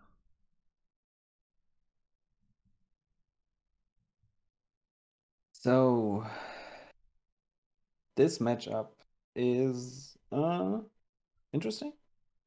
I think it's quite cool that, like, I think we see the finals here and it goes very, very fast, right? Like, there's almost no pause in between. Oh yeah. That's kind of confusing because like that match went by pretty quick, so the other matchup must have been like way faster. Yeah, but that should be the finals. I mean, there's no point where it has to be. It has to be. The like, Kari player is. The ZAP is not updating any standings on their Facebook page, so I'm not sure what the other matchup was, but top 16, top 16, top 8. Yeah, no. No Animato here equals fast. Yeah, that's true. Yeah, it's a very, very old school matchup. That's what I meant. Like, when all the broken stuff goes down, you go back to the old school ways of doing things. And yeah, I think from what I've experienced, it's pretty close matchup. Like, against Kari, Mono White doesn't really have an auto win swap, at least from what I remember. I think that that's in White Winnie's favor, like the matchup here. Yeah, it could be. What do you swap to? It's not about the swap necessarily, just that you have much more valuable creatures and. Well, true. But you also don't really have like a lot of life gain. That's correct. But you can do some stuff against creatures. Like you will probably doing a good job controlling the board, which is pretty relevant. Yeah, true. Yeah, 1 mana 2/2 already helps like stabilizing against Kari's 1-drops if they even have one. So let's look at some recent mono white lists if we can find some swaps. I would like to mention that, I mean, White Winnie is another deck that gets constant support by recent sets. Yeah.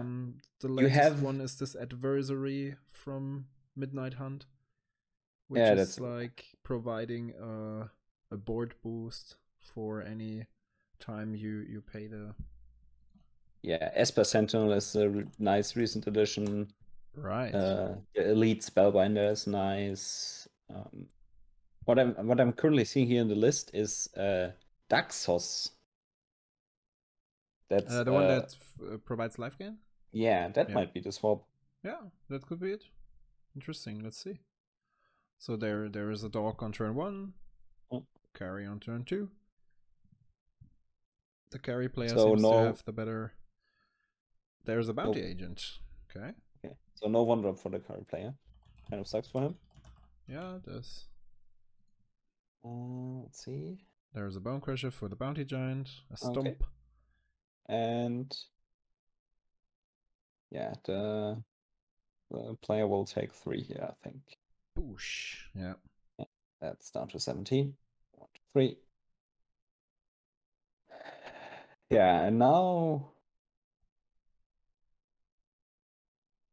we'll see. I think this 3-drop will be pretty impactful on how this game will turn out. Okay, swinging for 2, 18, 17 because like passing the turn. No. Oh wait, no. No. There's a Richard on board, and the 3-drop is a Ringmare. Okay. Okay. That's not too great. It's just the flying 2/1, and if the Kari player draws like a decent creature 3-drop here, this could be not really be helpful. Yep. So another 3 to the face. So Kari connected twice. There's probably a big correlation between Kari hitting twice and oh yeah, there's our 3-drop that I just talked about. He already had it in exile. That's definitely a better one. There's a Benevolent Bodyguard. Okay, that's nice. And another land. and a Ganjo? What's the card called? The castle that prevents 2 damage from a legendary creature. No, against a legendary creature. Yeah, so it's definitely good. He can block the monkey with the dog if he wants to.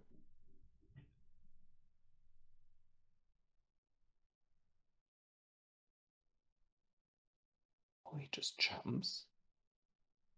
Okay. Wow. Okay. Yeah. Well, he has the benevolent bodyguard to protect from like instant speed removal spells and Rin Wingmare. Rin Wingmare. Yeah, and that as well. And the Rin Wingmare prevents instant speed shenanigans with a lot of instant speed spells. So I think this will just be the trade with the Wingmare and Giant. Which is not too bad. That's like 3-drop for 3-drop. So is he trading the Ringmare? Probably. Yeah. He just assigned damage first to the Ringmare. Okay. And now instant and sorceries are back on the menu again. So let's see what he comes up with, can do with his newfound freedom. So what's the cards? That's a Flame Slash. That's a Goblin Bombard guy. I don't know what's the card name is again.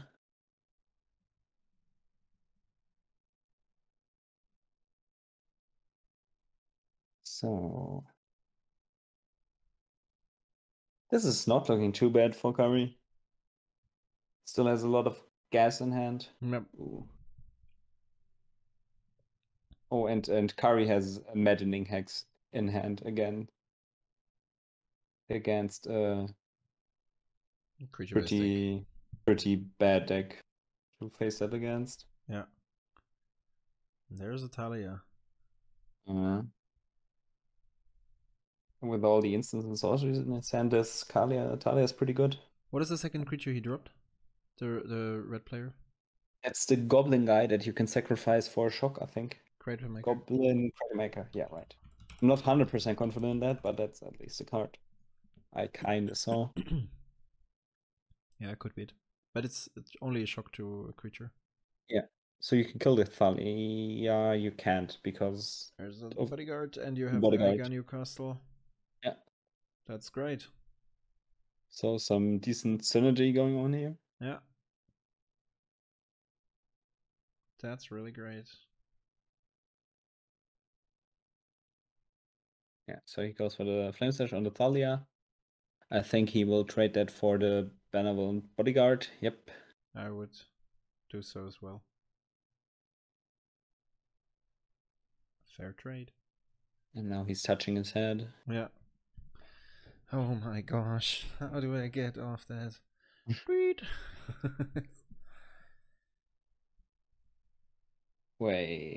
Oh, that doesn't make a lot of sense here. That was bad. Yeah, unfortunately.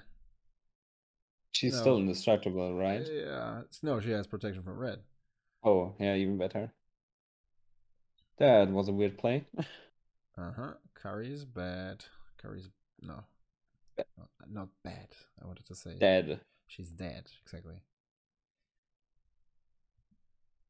So let's see how many guys are with us. We have 39 viewers. Cool. So are you still here, guys? It's an exciting one. Make some noise. I find it's really exciting. Yeah, it's interesting. It's cool. Definitely a lot of interesting interactions. Oh, how's this card called? Jesus, I don't know the name, but it gives protection. Or it prevents damage. Where's the Stormkirk Noble? It's the one-drop on the red side. Ah, right. Right. But probably not that great currently because he's not really in a situation to connect with it. So the card is Vigilant Matter. And he can sacrifice it to regenerate a creature.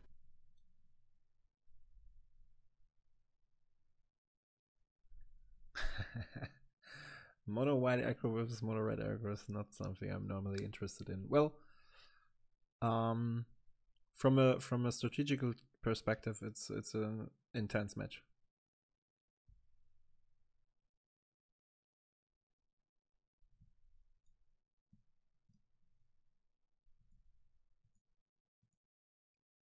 So Martin, can we get the creature again, just to see? Oh, sorry. The ability.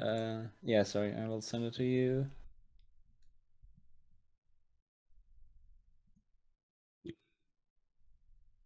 Still better than Mono U. I'm not sure. I mean, it's also interesting. Just that. Okay, so there is a. Yeah, we are just too positive. That's the issue. As long as it's not Wenzer. So.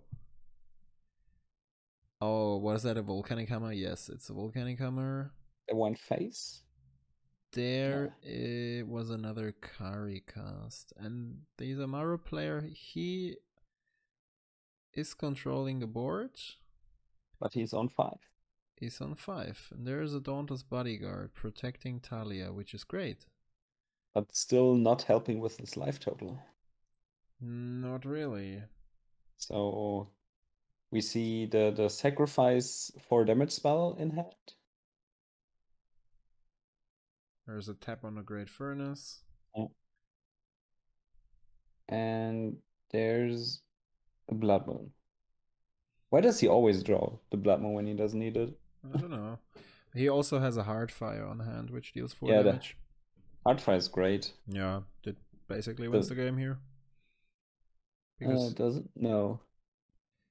Yeah, okay, it does not necessarily win you're the never game you're right never now, going through with the creature, right? That's right, but you could just attack with Kari and sacrifice a token, and your opponent is down to 1, and next turn you just hit with another burn spell. But you don't have Come a burn spell on, in red hand. player, Jesus X Return is with us as well. I don't think he has another burn spell. He has Maddening Hex, Blood Moon, and some other card. That could be the case. And he decides not to attack. Yeah, okay, fair enough. And there is a Selfless Savior, so there are a few dogs on the battlefield. I did not type that correctly, I guess. There it is. So, another card that is protecting stuff on the board. There's a Confluence for 6. Yeah, there's nothing the white-weenie player can do about it, I guess.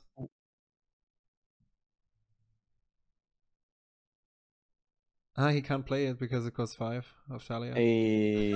Now he's going to hit himself. Cheating again. Cheating again. Yeah. Okay.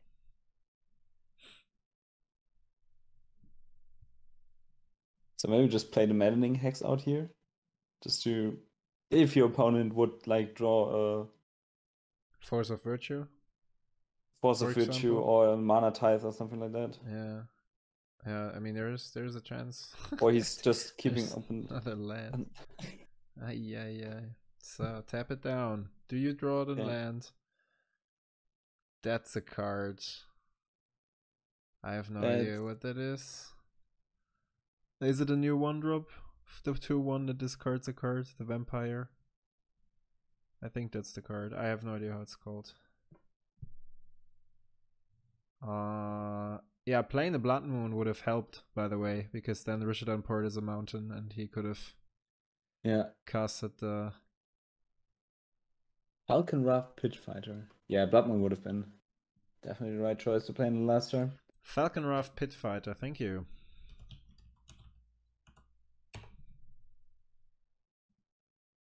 Yeah, but he still managed to win, finding his fetch land and casting the big boy. That's another 2. Oh, I didn't think about that. Like it's another 1-drop here with 2 power. It's definitely better than Jackal Pop. So. Yeah, there are a lot of cards that are better than Jackal Pop, Martin. But you take those. I'm not sure. Okay, we just talked about it. Not sure if you do that these days anymore. But okay, so 1-0 for Karizev. That seems all right. Oh, okay. He's changing for Brimas. Interesting. So, in this game, he had a lot of he stabilized the board, but he had issues closing out the game. So I think he's going for the vigilant guy who basically gets through all the creatures that Kari ever gets down. So yeah, trying to close out games that way. It's a bit of a bummer that you can't block with Primas on its own, because you have to block first in order to have the token. But that's a secondary case here.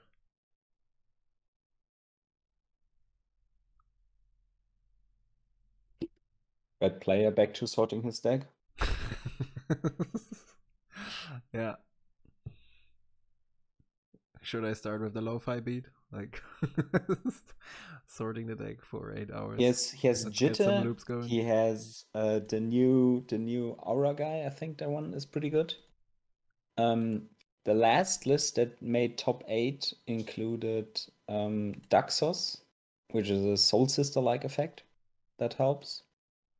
But yeah, besides that, not a lot. It's definitely... White has a lot of life gain, but a lot of it is not very great. Blessed by the sun. Yeah, and if you have like 2 other creatures on board, it's already 2/4, so pretty hard to remove. Yeah.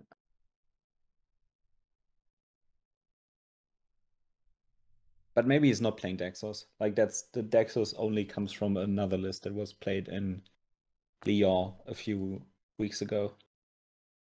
I'm not sure if every list plays that, because I think I haven't seen Daxos in Red Deck Wins list. Yeah, here's another list that doesn't play it. Oh, is Xbot with us today again? I haven't heard him. Probably not, because I guess he is in charge for the tournaments in Lyon. Yeah, it's Jitter basically. Okay. But they are playing like Steel Shaper's Gift and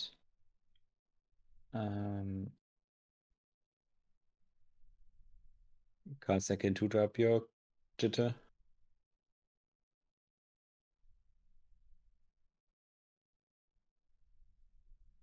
I haven't seen Shadow Spear from looking at a few lists.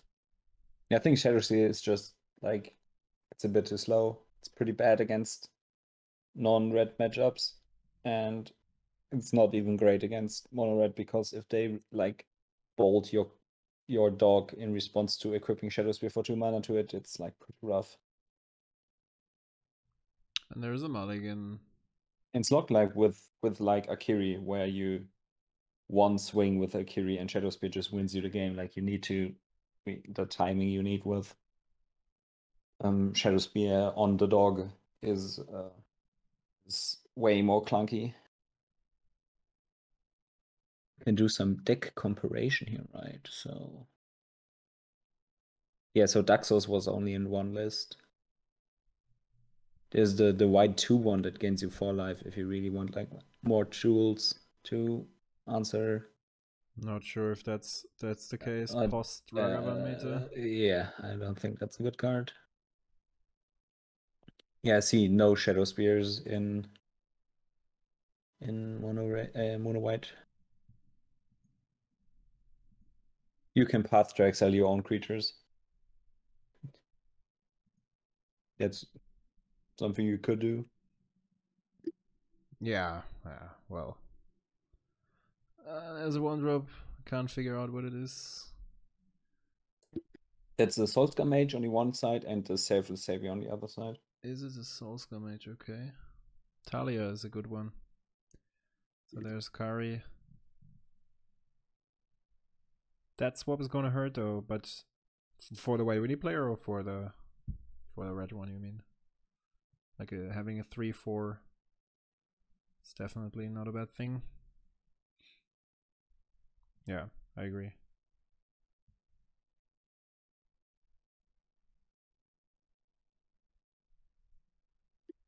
Let's see if he finds a removal for the Brimas here. He has the Self Spirit.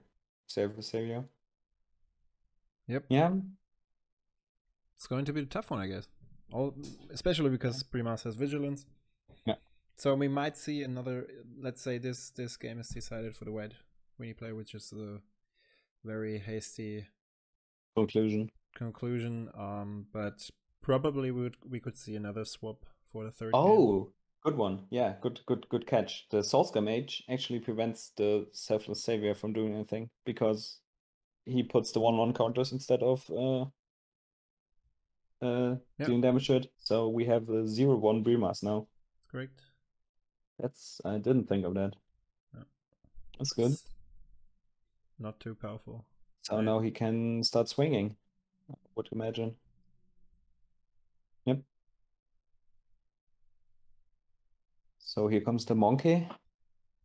So he can either probably block the monkey with Talia and take 3. I think that's a good time to reset your Brimas because it's not very useful. Maybe you can. Well, if you attack next turn, you're at least getting a 1/1 out of it. So I mean, you can block the monkey with the Savior, and then you block with Brimas, Cat Token, and Talia the Selfless. Not the Selfless Spirit, the Savior. Okay, I think that's a bit strange. I would rather like to get rid of the Soulscar Mage. And then you have blocked the monkey, you get 1 damage, and then you sacrifice the Savior in order to save Talia. Which is fine, I guess.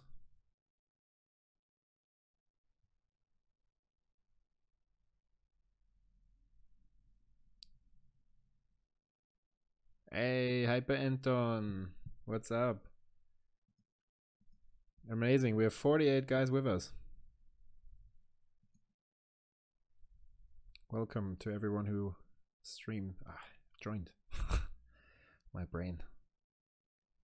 Okay. Wait.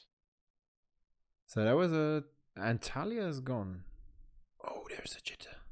Guys, we had it. Yeah, we talked about it. There we go. So maybe the conclusion wasn't that foregone. And you just smelled the jitter in his hand. Probably. That's basically GG. I do think so as well. There's a cough of the hammer in his hand. Interesting. He really needs a braid here. If he doesn't have a braid or any other way to give his jitter, this is just a lost cause. Yeah, it could very well be the case. And those cats, they even have vigilance. That's pretty bold.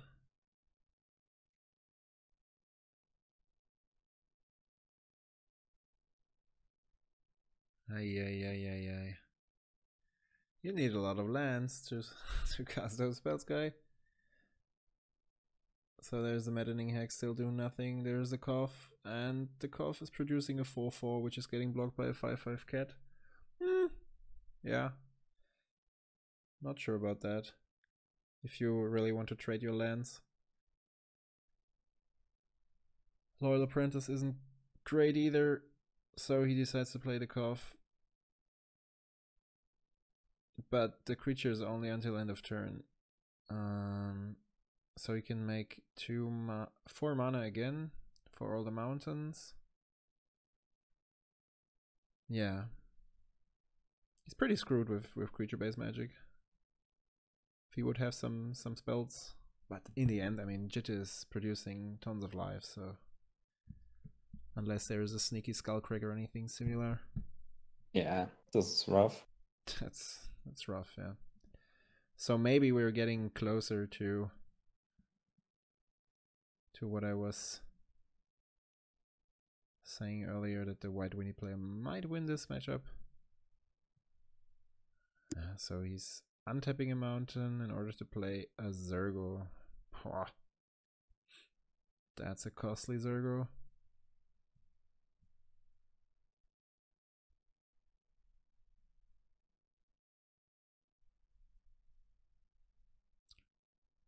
And he still has a Soulscar Mage on board, correct? Yeah.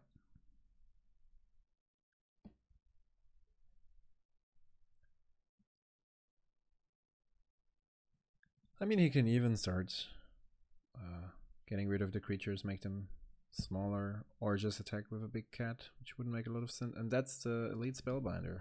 Interesting. That's a good card.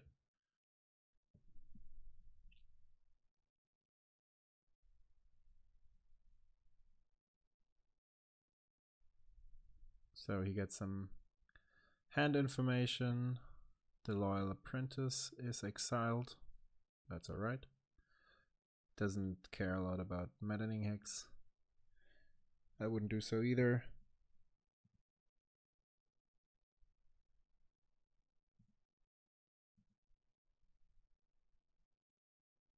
It's great. Selfless Savior attacks. And it seems that the rest of the gang is attacking as well. This guy is out of cat tokens.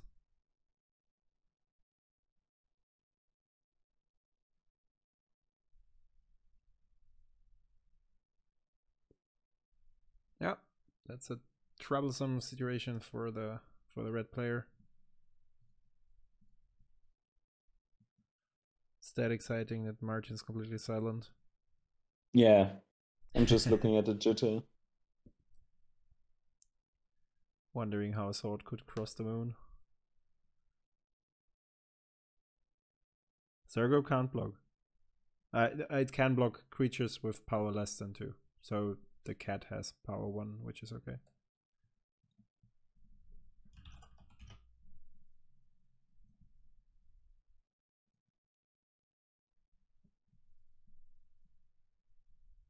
It's power 2 or greater he can't block, so he can only block creatures with power 1. Or less, yes. Yeah. Yeah, I don't see a reason for the guy to continue here. Yeah, and he just scoops. You realize that's not it. And I think he just showed him that he had the adversary on hand as well. The guy that I just showed. The new one with lifelink and yeah. Oh. Which is obviously a good card since this one has lifelink and you boost your whole board. And we've seen in the first game that he had a good board, and once you get some boost spells down, you can change the situation in your favor. Time to shuffle and sort again, yes.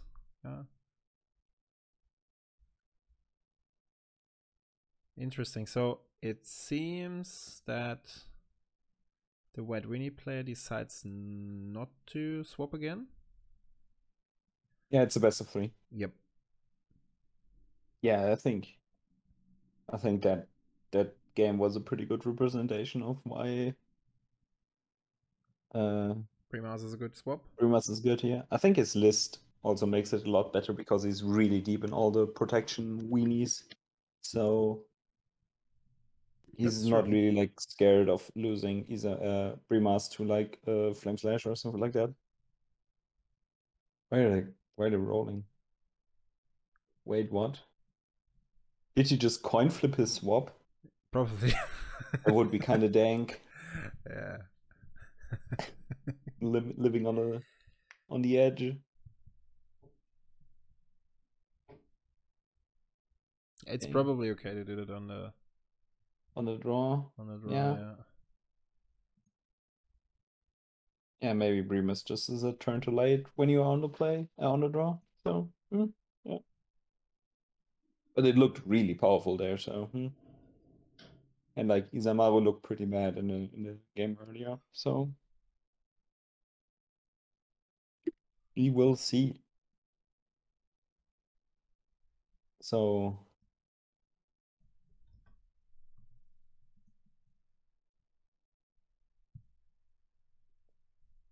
let's see what the hands say. I think there is enough mana on the white side this time. So the white player goes down to 6. He goes down. Okay, interesting. I think the mulligan decision here is pretty important. Yeah, white really needs some kind of haymaker. Exactly.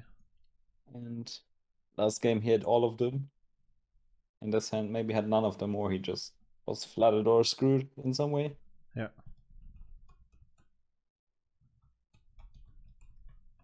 Yeah, once you have your opening hand, it's basically like the amount of decisions you make are sometimes, like in the first game there were a lot of decisions, but like in the second game we saw like, hey, he played out his curve and the opponent had nothing to stop his curve, so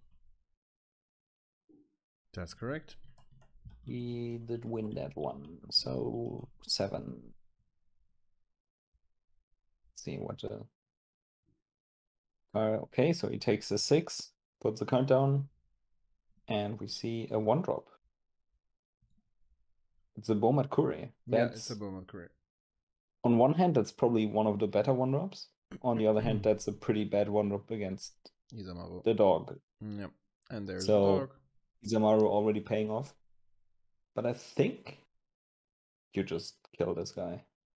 Oh, you don't. Okay. So there's Kari, and your 1-drop is laying around.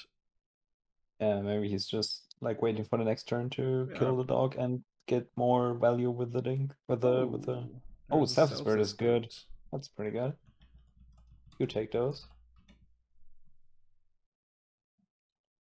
So the Isamaru is kind of rendered useless here. The Bomat Kuri. Yep.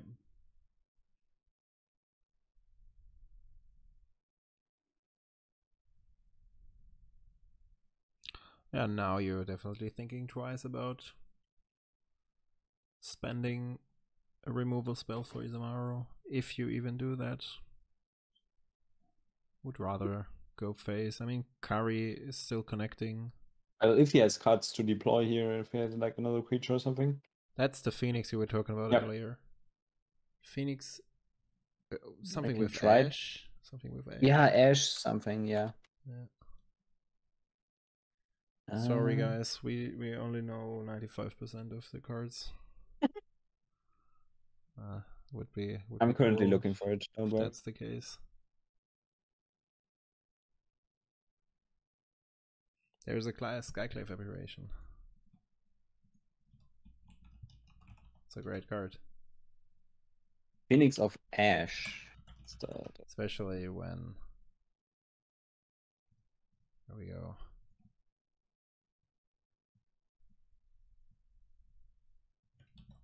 Oh, Pyrostatic Pillar for the red player. That's a pretty decent one. Okay, so he gets rid of the apparition. The Self-Spirit, I mean. Yeah. And now he needs to do something. No, he will probably just drop the hammer. No, in response to the sacrifice. Oh yeah, right. He's trying to get rid of the apparition. Yeah, you need to prevent indestructible. What did he exile, by the way? The Phoenix, okay. Yeah. So there is a token. If he would have exiled Kari's F, there would have been no token, but yeah, that's probably the... I think you have to get rid of the Phoenix. Exactly, more important. He's on 13. Especially exiling it is pretty nice. Because it only has... You only have to exile 3 cards for the escape, so... That's pretty cheap. And... We know that the Kari's F player is pretty good at putting cards into his graveyard. We've seen it already. Is that a Ghost Quarter? I have no idea what that is. Where? In his hand. Oh. Only see planes. That's a funny token there. Stoneforge Mystic. Oh, I'm pretty sure I know what that's looking for. Yeah. But if he does not have another land in hand... Oh, he does, right? But did he already play one? I'm not sure about that.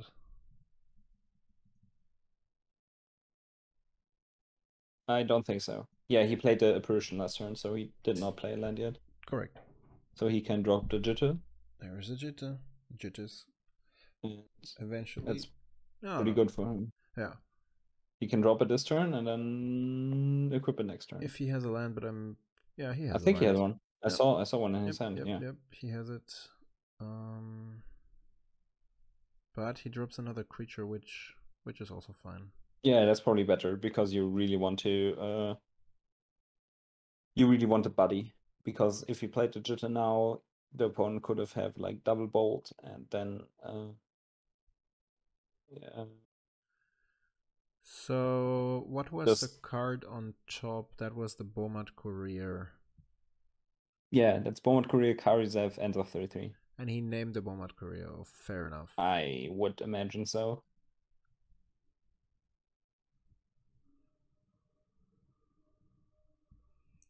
So yeah, if he has a fifth land, that's too much of if magic. But if there's a buddy to protect the creature he's going to equip, and there is a lot of case to this goes there, and he's even attacking with the Beaumont Courier. Yeah, maybe his hand just isn't that great, and he's just going to try to cash in the cards. Oh no, I don't think he is. Huh. He has 4 cards in hand, so the 3/3 token is really doing a good job here for the Red Deck Wins player. On the other hand, so Kari is on 6, right? Is that correct? Yeah, he missed a movement trigger, but yeah. Yeah, but he can't activate it. Oh, okay. So those two are exiled. Yeah. Yeah, Kari's F costs 6.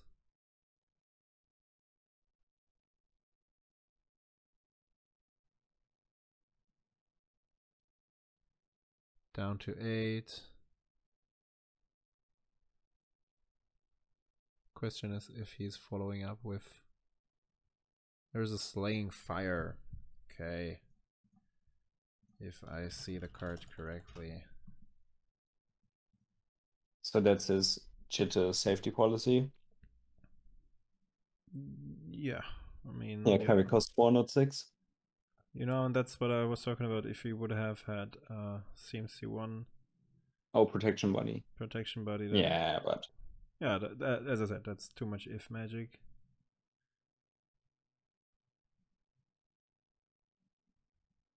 Like he smells what's going on. On the other hand, he's passing the turn. Yeah, he's just putting in Jitter end of turn with the... I don't That's kind of weird. I don't agree to that. It's a ghost quarter, right? Yeah.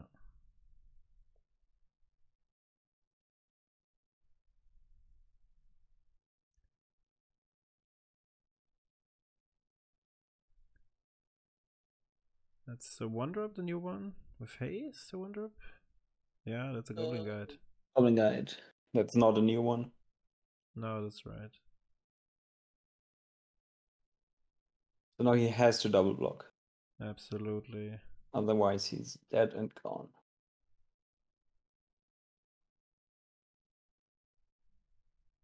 Yeah, I think it was not good to not do anything and pass the turn. Maybe he has another card in hand. Like I haven't seen his whole hand yet. Maybe he has like a flash. Kari costs 4. That's right. I thought it cost 6. Yes, and he decides to trade with the Goblin Guide, and obviously he's putting down the Jitter before Stoneforge Mystic is dying. Nobody to... Is that a... Oh, that's a Force of... No, that's not a Force of Virtue. That's this Flash creature, the new one. We need to check that. So that's probably a pretty good combat trick here. Guardian of Faith, it's called. Let's see.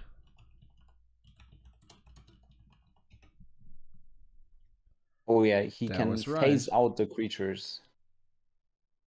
That's a pretty good one. I think that just might win him the game here. There's a Parasitic Pillar, but does that? That's too late. Yeah, I would say so as well. So now they face in.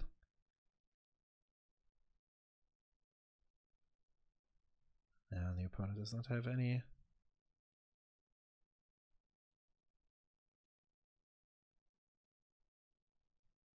It has vigilance even. That's interesting. So let's see. That's exciting now. I mean, if the Jit is able to win the game here.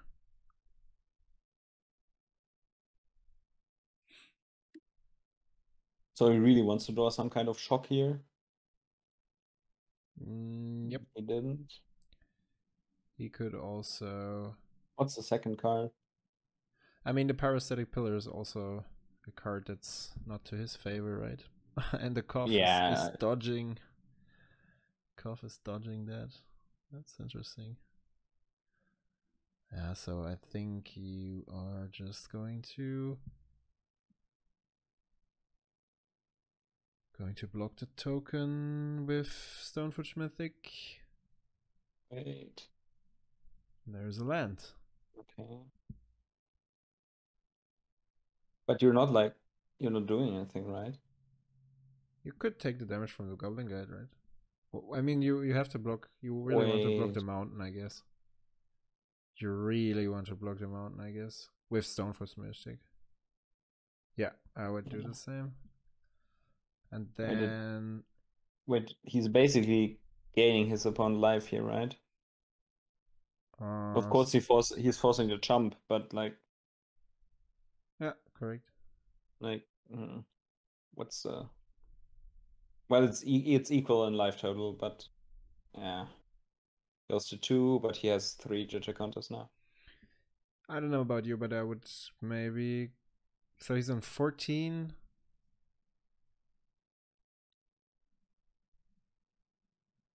Okay, so he's killing Koth. So yeah, he gets jitter triggers because jitter says damage. Why is he killing Koth on 4 with a 3/2 creature? Then the jitter is not on 5. Because he just wants more jitter counters. But then the counter is not on 5. But it is on 5. It's damage. It's jitter, not swords. Yeah, that's correct. But you have to boost the creature at least once. No, so he just attacked with Isamaru and the Vigilance guy. Okay. Yeah, fair. I think that's quite a hard one. And yeah. They decided to concede here, it seems. And he really got to play around the Parasitic Pillar. That's amazing.